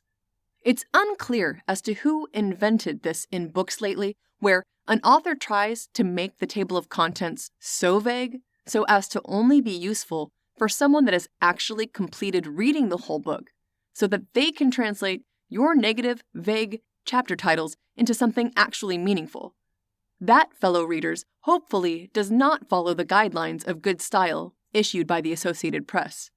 Hopefully, it doesn't also issue the good elements of styles advertised by Strunk and White, one of the most prescribed for reading books in the college syllabuses of the world. Why is this worth mentioning? Stop wasting people's time with fake tables of contents that don't describe the contents. That's like owning a supermarket and no longer categorizing things by what they really are and randomizing which aisles and shelves the products are located. Oh, you want Colgate toothpaste? It's next to the milk. Or Crest toothpaste? It's hidden inside the toilet cleaner section. What a terrible idea. Good categorization, good description, and good mnemonic technique are what human beings need to make sense of this ever more complicated and changing world. Inventing words. In his plays and poems, William Shakespeare used more than 20,000 words, and experts believe he invented or introduced into the English language at least 1,700 of them. He did this by combining words, changing nouns into verbs, adding prefixes or suffixes, and so on. A great many of those words are still in use today. They include alligator, eyeball, gossip, lonely, obscene, undress, worthless, and hundreds more. Let's invent more words to spread better understanding. Inventing words is cool. It can be difficult to get traction at first, but once you get the traction, you get explosive results. It's like a new fad diet.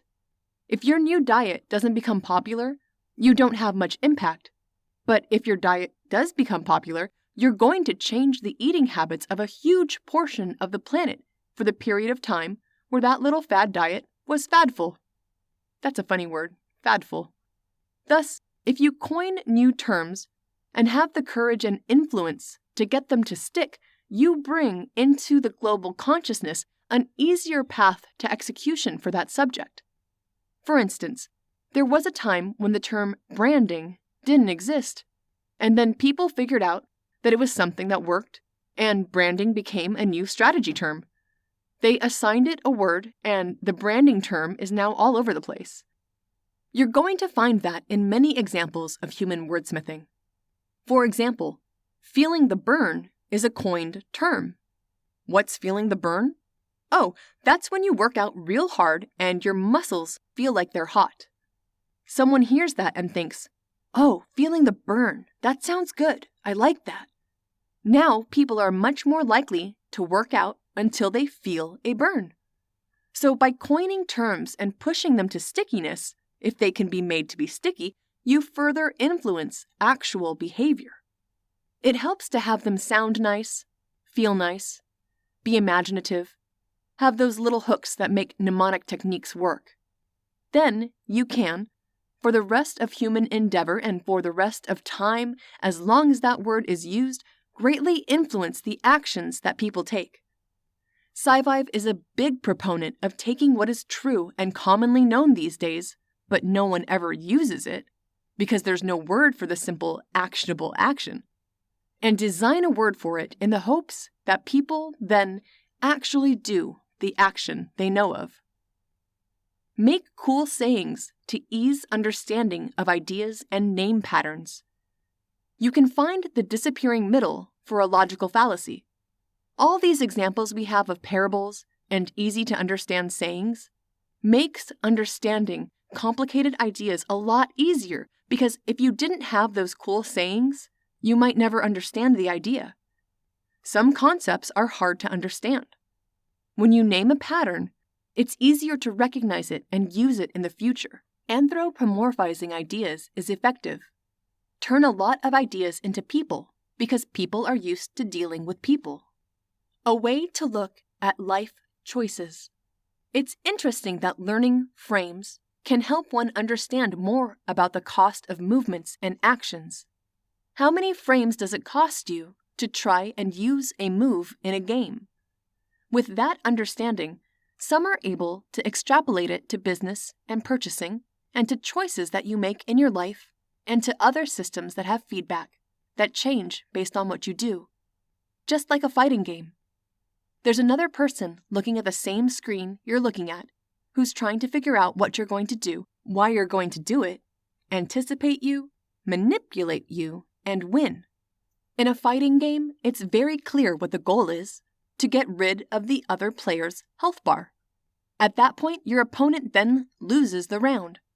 You have health remaining, you win the round, and attempt to win all the rounds.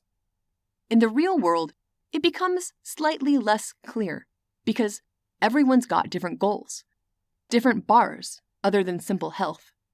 Some people want to be loved, some people want to have adventures, and some people want to have all the power they can have.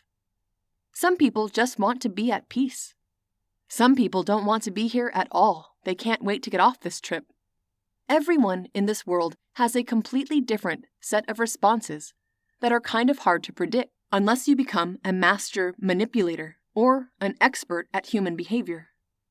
Try to find relevancies in life so that when a thing is similar to something else, and you understand the first thing, you now nearly instantly understand the next thing and all other things like it that you ever see again.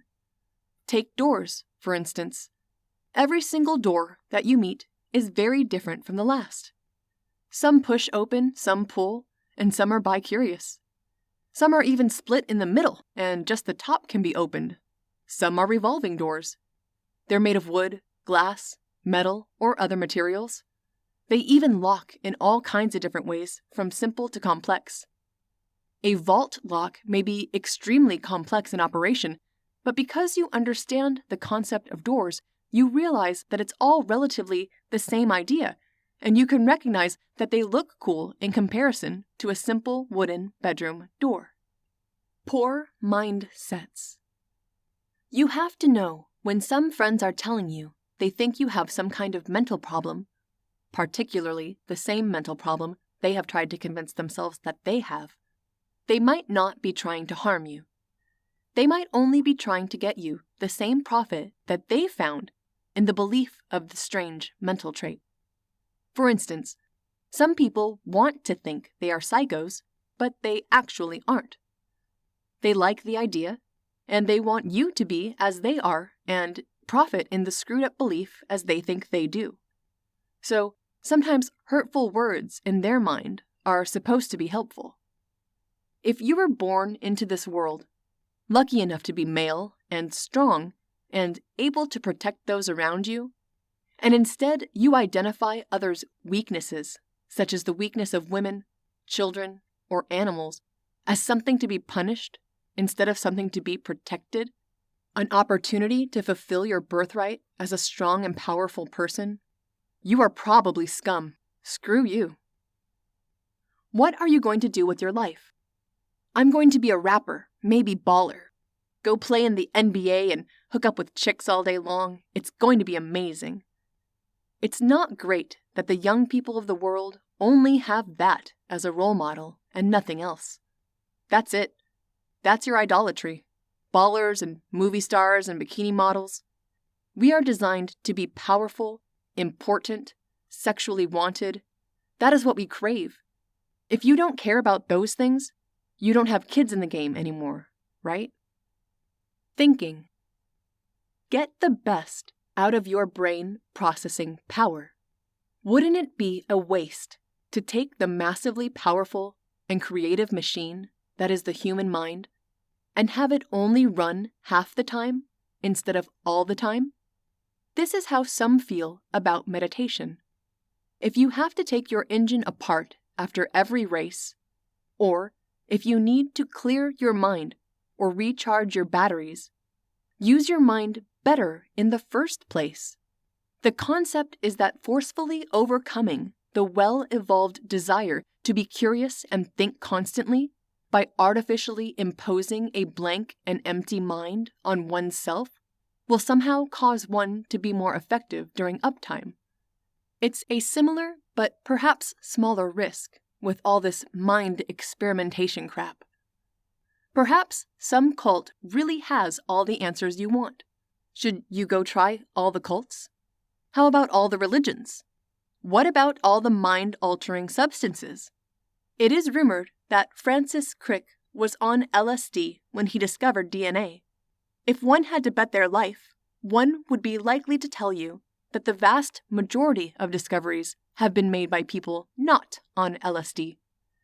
Perhaps LSD will change your perspective on life, and perhaps you will see a thing in a way you never would have otherwise.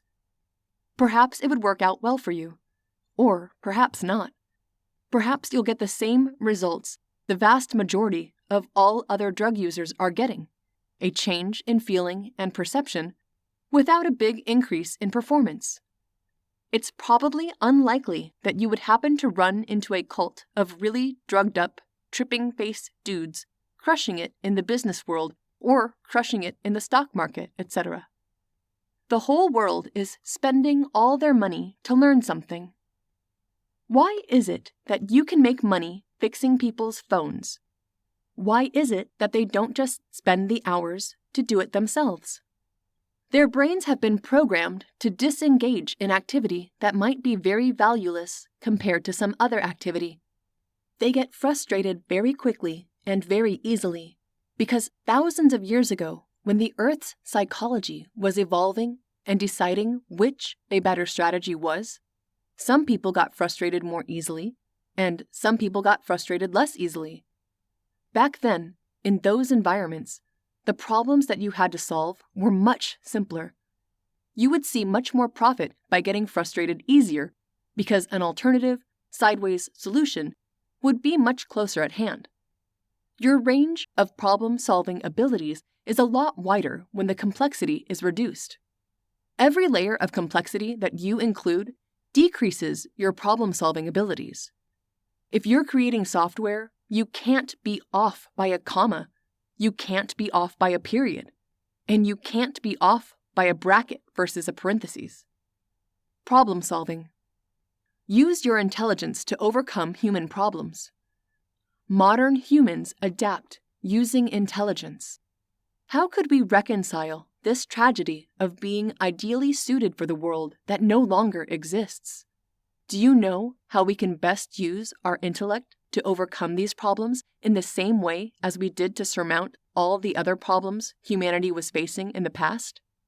For the last 100,000 years, life for a human being has been brutal, short, and painful. There was no need for you to leave your neighborhood, learn new languages, and find out why something happened. Your teeth fell out, and there were all kinds of bad, unexplainable diseases. Now it's better. There is dentistry, and we can now explain, treat, and often cure those diseases that were once fatal. Don't solve problems you don't have.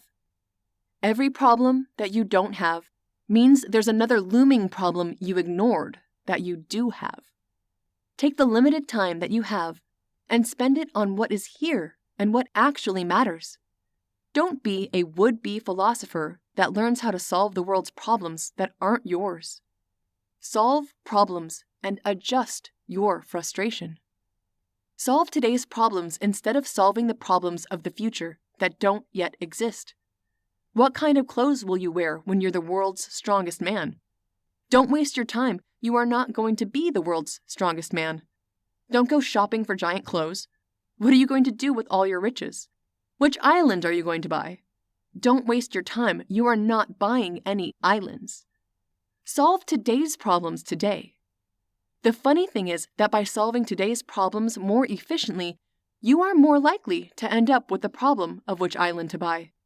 But by solving the which island to buy problem now, you won't ever get the privilege of having the problem. Usually, in life, to be effective, basically all the time, you've got to solve the questions that are today's problems to earn the right to have tomorrow's problem. Worry about today's problem. Don't sacrifice today's effectiveness for the dream of tomorrow's effectiveness, because you could be optimizing for the wrong things. You could be optimizing for a reality that will never happen. It may be detrimental to be of the mindset of profitability and solving problems for money, using other people's problems to relieve pinpoints, find profit, and have correct action over incorrect action. The problem with that old-style belief is that your paths in life are restricted to what other people think their problems are. The problem with what other people think are their problems is that they use their beliefs and their values to decide what their problems are, and half the time, their beliefs and values are screwed up. Now, you're trapped in doing erroneous things in your life because you think you're relieving pain. You think you're solving problems. You are, but those people shouldn't have had that pain and those problems if they used their brains better in the first place. Most people that want help with a problem have actually misidentified what the actual problem is and think they have a problem planning, when instead they have a problem doing. A much higher, better use of your intellectual abilities, business talents, talents of any form, are to not solve what other people think are problems, but to solve what you think are problems, assuming that you're smarter than they are and have better beliefs. Don't live your life blocking people's ideas or solving the problems of others. Another good way to look at that is if you had asked people what they would prefer when the automobile was invented, they'd prefer a better horse. They didn't want a damn car. They wanted a better horse. The same happens if you ask the people that wrote the laws for airplanes what kind of laws they should have. They already had laws for boats, and because airplanes were so new, they included stupid laws that said you had to have lifeboats on the airplane. It took time for the law to catch up with reality. If you think about the problems of others, or judge the rightness or wrongness of their ideas, you are but a mirror of their thoughts. That causes you to neglect your own ideas and restrict your creativity if you are only a reflection of someone or something. Let them react to you by advertising your own truth instead of negating their statements and falling into their framing of the world. Don't live your life as a blocker of ideas, and don't live your life as a problem solver of other people's problems, because you will be restricted by what problems they think matter and what they're aware of. Solve the problems people are unaware of. Do you think Steve Jobs invented the iPhone because people were yearning for something that didn't have any buttons? No, they would have probably told you that things without buttons were stupid. How would you dial it in the dark? How would you dial if the screen got wet, and so on? Now everything that we have, that's the best of class device, has 1, 2, or 3 buttons and no more. You would have never come to that conclusion and created that invention if you were focused on solving other people's problems that they were aware of. You need to be focused on the problems that they're unaware of. That means creative individual production and thought, not mindless groupthink, focused by the constraints of the idiots of the world that you're forced to interact with. Troubleshooting is hard. You need to acquire experience solving real-world problems. Lots of people don't know much about problem solving, or how easy it is to make the wrong call on the solution to a problem because they haven't actually had much experience solving real-world problems. In the real world, when you encounter a problem, that problem could be caused by many different things. Even when you go one by one and try to eliminate the potential causes, you run into fun ones, where things fail only some of the time, but work other times. Intermittence.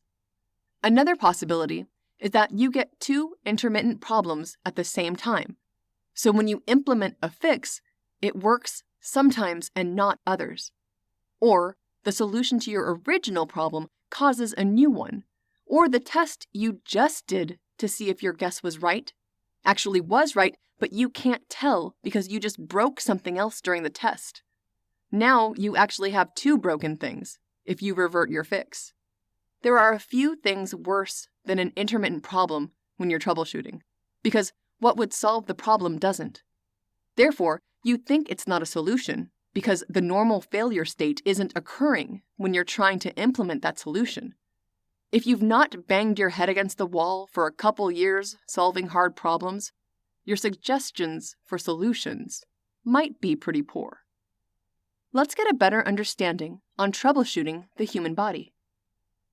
If you want to know how poorly we understand what's going on in the human body, guess how they test to see how much pain you're in. In a hospital, they hang pictures of varying facial expressions and then assume that one of those facial expressions may equal your facial expression. They ask you to point at which expression matches your pain. Therefore, you're in whatever amount of pain the drawing is in. That is pretty sad.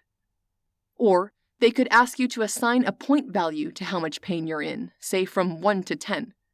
The problem is that one person's pain level of 5 may be another person's pain level of 8.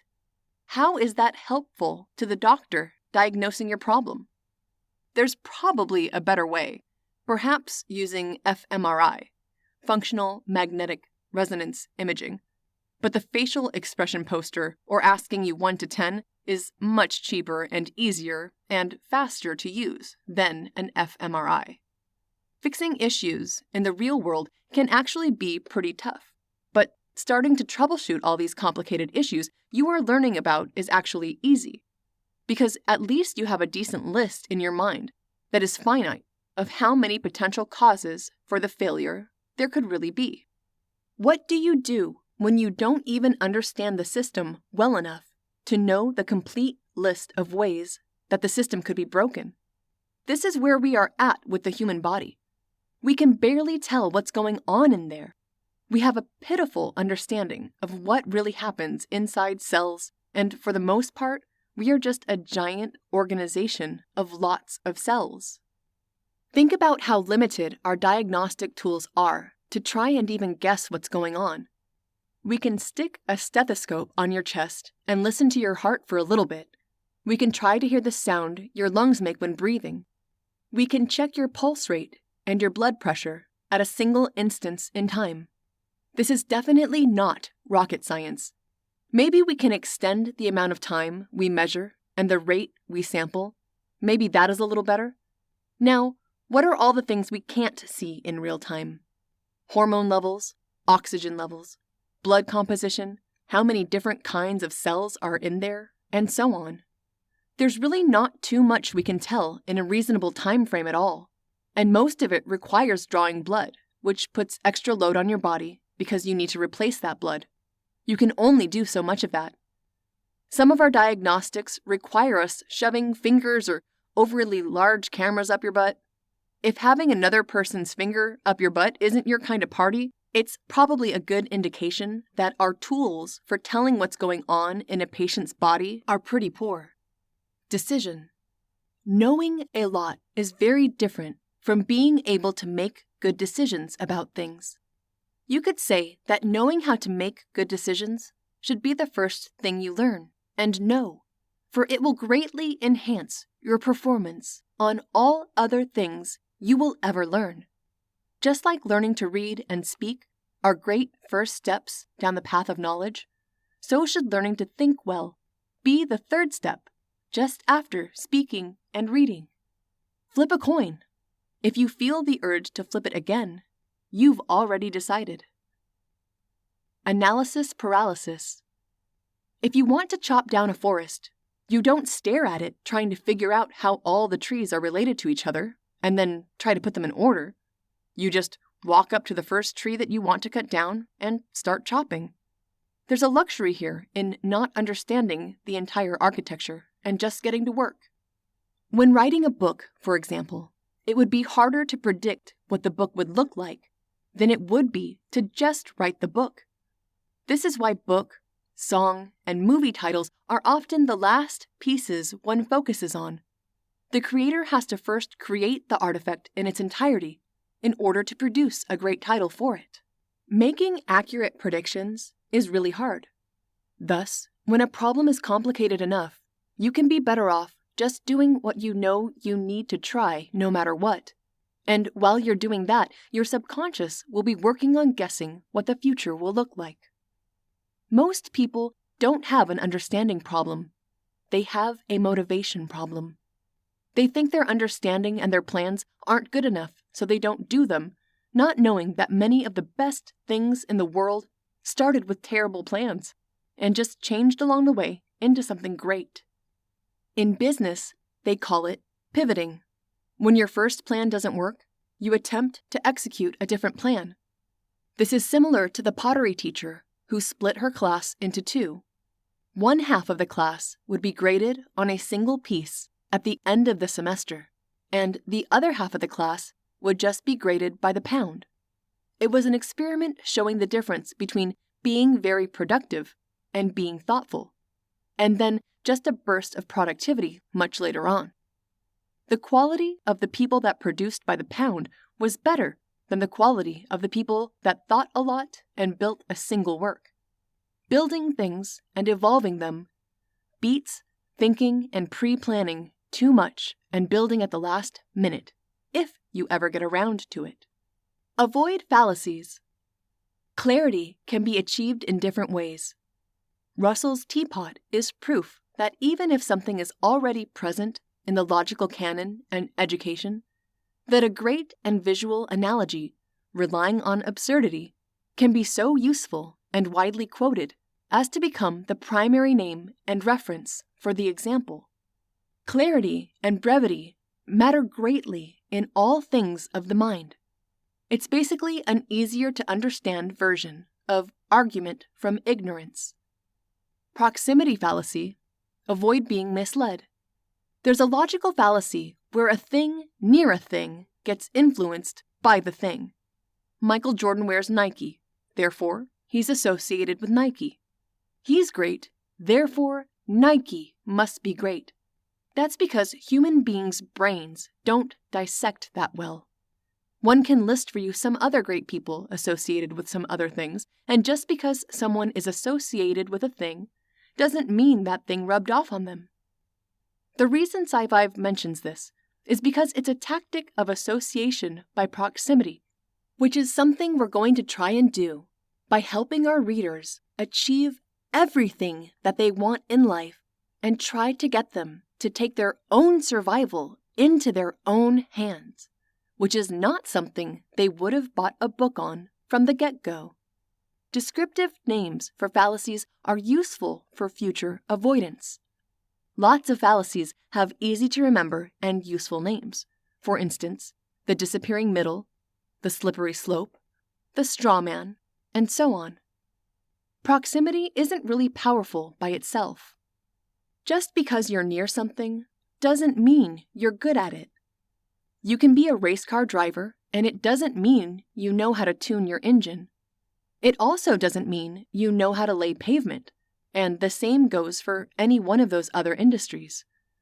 The world is rather complex, so in order to actually be good at any single job these days, you kind of have to be good at that job, and being good at jobs related to it just won't cut it. Software developers are all the time beating their heads against the wall trying to figure out how to get their graphics cards to work because it's a totally different skill set. Writing code and then forcing NVIDIA's crappy drivers to work properly are two different skill sets. It's really hard to make use of the framing fallacy because it's difficult to know when to apply it. If you know the framing fallacy exists when you use framing to make two things that are equal seem different, you only know that the fallacy exists if you already know that the two things are equal. If you don't know the two things are equal because you're already having the fallacy executed upon you, they seem wildly different. You can't make use of knowing about the fallacy because you never know when to trigger your knowledge of its existence because you would only know by seeing the quality of two things, and you can't judge their quality without already knowing that you are in the fallacy. Basically, because you're in the mud, you can't tell you're in the mud. There is also the fallacy of the unqualified percentage. It's possible that people don't understand how negative stats on increased crime are unless you get them to see it linearly. You say, listen, because the crime rate is X in some place, 100 or 200 or 10,000 extra people have to suffer because of that. Then you show the linear actual crime rates that occur instead of just showing some percentage that doesn't have a face. If a new logical description for this common error of using a percentage can be found when a flat rate may better serve, 30% discount is always equal to 50% increase, then you could use language that says small discount equals large increase. No one really knows what framing is. It's a pretty big mental jump for people to understand the meta-context of the way an argument is structured. You say that you doubled your sales? So what? What does that mean qualitatively? You went from 1 to 2? Don't tell half the story, the misleading half. Oh, we ramp up our customers 25% every month. But how many customers do you have? 2? The other fallacy is that discounts are always smaller than increases. So a 33% discount is really a 50% increase in cost. 30% tax is really a 50% increase in money that you have to make in order to cancel that out. So the two fallacies are unqualified percentages, and discounts are smaller than increases. If you want to see a place where they execute the real-world discounts are smaller than increases fallacy of understanding numbers, it's the buy 2, get 1 half off. When you do the math, you end up with 2 at a price of 150%, which means you paid 75% for each, which means you really got a 25% discount by buying twice what you needed. If you told anyone, "I'll give you a 25% discount if you buy double," they'd respectfully decline. But if you abuse the frame and use the larger discount, which is 50% instead of 25%, they think that it's 50%. They don't know that it's 25% because all you mentioned was 50%. Most people can't do math very well in their head. Be careful not to let mental illusions mislead you in this way. So the example of getting 50% off of buying 2, instead of saying you get 25% off when you buy twice, is effective when making sales. You can feel the pull when you hear the pitch. That understanding, where people only know the reference number that you've given them, is called anchoring. Understanding that people don't understand discounts very well is a useful way to avoid getting ripped off and getting 25% off when you thought you were getting something around 50%. If you're in the position of setting prices, you found a new way to get your clients' money. Anytime you're reading the news or some articles and you see something going up 100% or down some percent, you must always ask of what to what or from what to what. It's the unqualified percentage. It's also like Betteridge's law regarding headlines, where they say, something could mean this, or is this really that? And the answer to all those questions is usually no. If the thing was actually that, then that would be the headline, and the only time you use stupid headlines like that example is when you don't have something better to write about. Heisenberg's uncertainty principle, the dual-slit theory of wave versus particle light analysis. People think that when you measure things at the subatomic level, you can't measure them without changing them. Therefore, they think that the universe is conscious and that the conscious universe is measuring what your consciousness is doing. The conscious universe notices that your consciousness is trying to measure something, and whereas it normally would just allow two things to exist at the same time and not decide to be in one place instead of another, as soon as you measure it, a decision gets made and goes to that single place. It's a misunderstanding. It first is an anthropomorphism trying to assign intention and group game theory as to that thing that has a consciousness and is an individual actor with its own mode of operation. The universe is not conscious and it does not care what you do. The reason it changes when you measure it is because at that level, all measurement involves tampering with what you are measuring. You cannot measure something without altering it. And if you can't stop screwing with it, then you are obviously influencing it. Therefore, it's not the universe that is influencing its decision. It is you, through doing the measurement, which changes instead of the magical measurement which doesn't exist, which remains unchanged. Advice from Warren Buffett. How cool is it that Warren Buffett uses the same analogy as SciVive, with intelligence being horsepower? He says that efficiency is rationality. It's how much output you get out of the power you've got, like drivetrain loss, basically. He is all about rationality in this talk.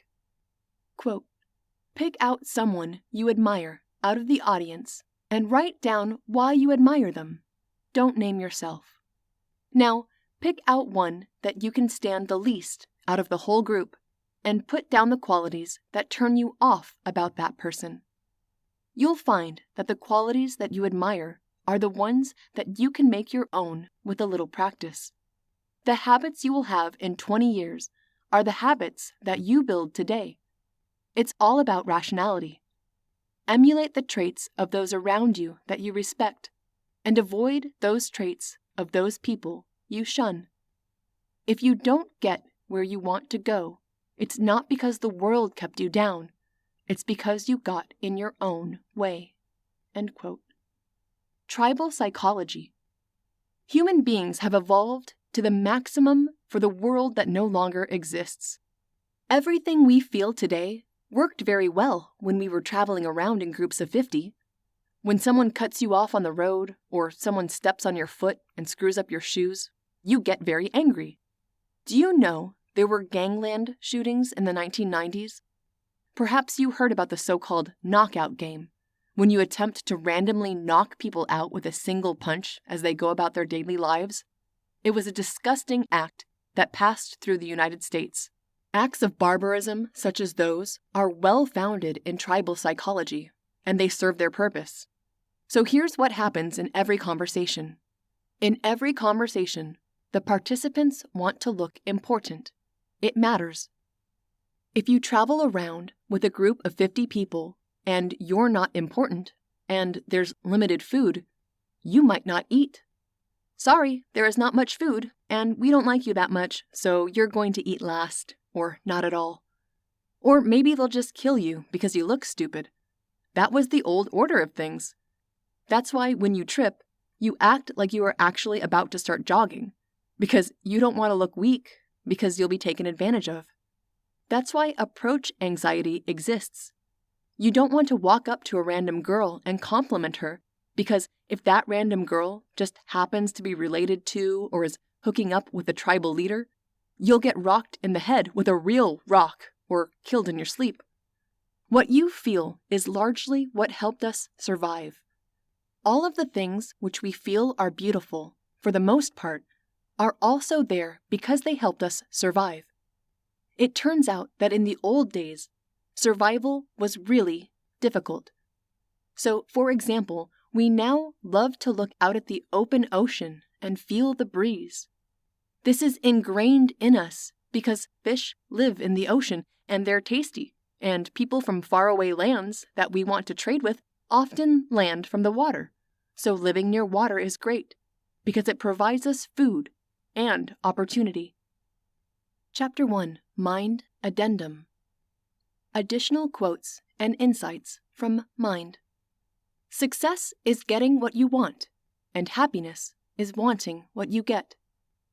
The chains of habit are too light to be felt until they are too heavy to be broken. You ought to be happy where you're working. Don't save up sex for your old age, and don't stay in things that suck for long at all. Why would you marry for money if you're already rich? Turn down good business deals if the people you would have to work with make your stomach churn. If you tell me who your heroes are, I can tell you how you'll turn out. None of Warren Buffett's heroes have let him down. In quotes, my dad, my wife, Ben Graham at Columbia. Narrator's note.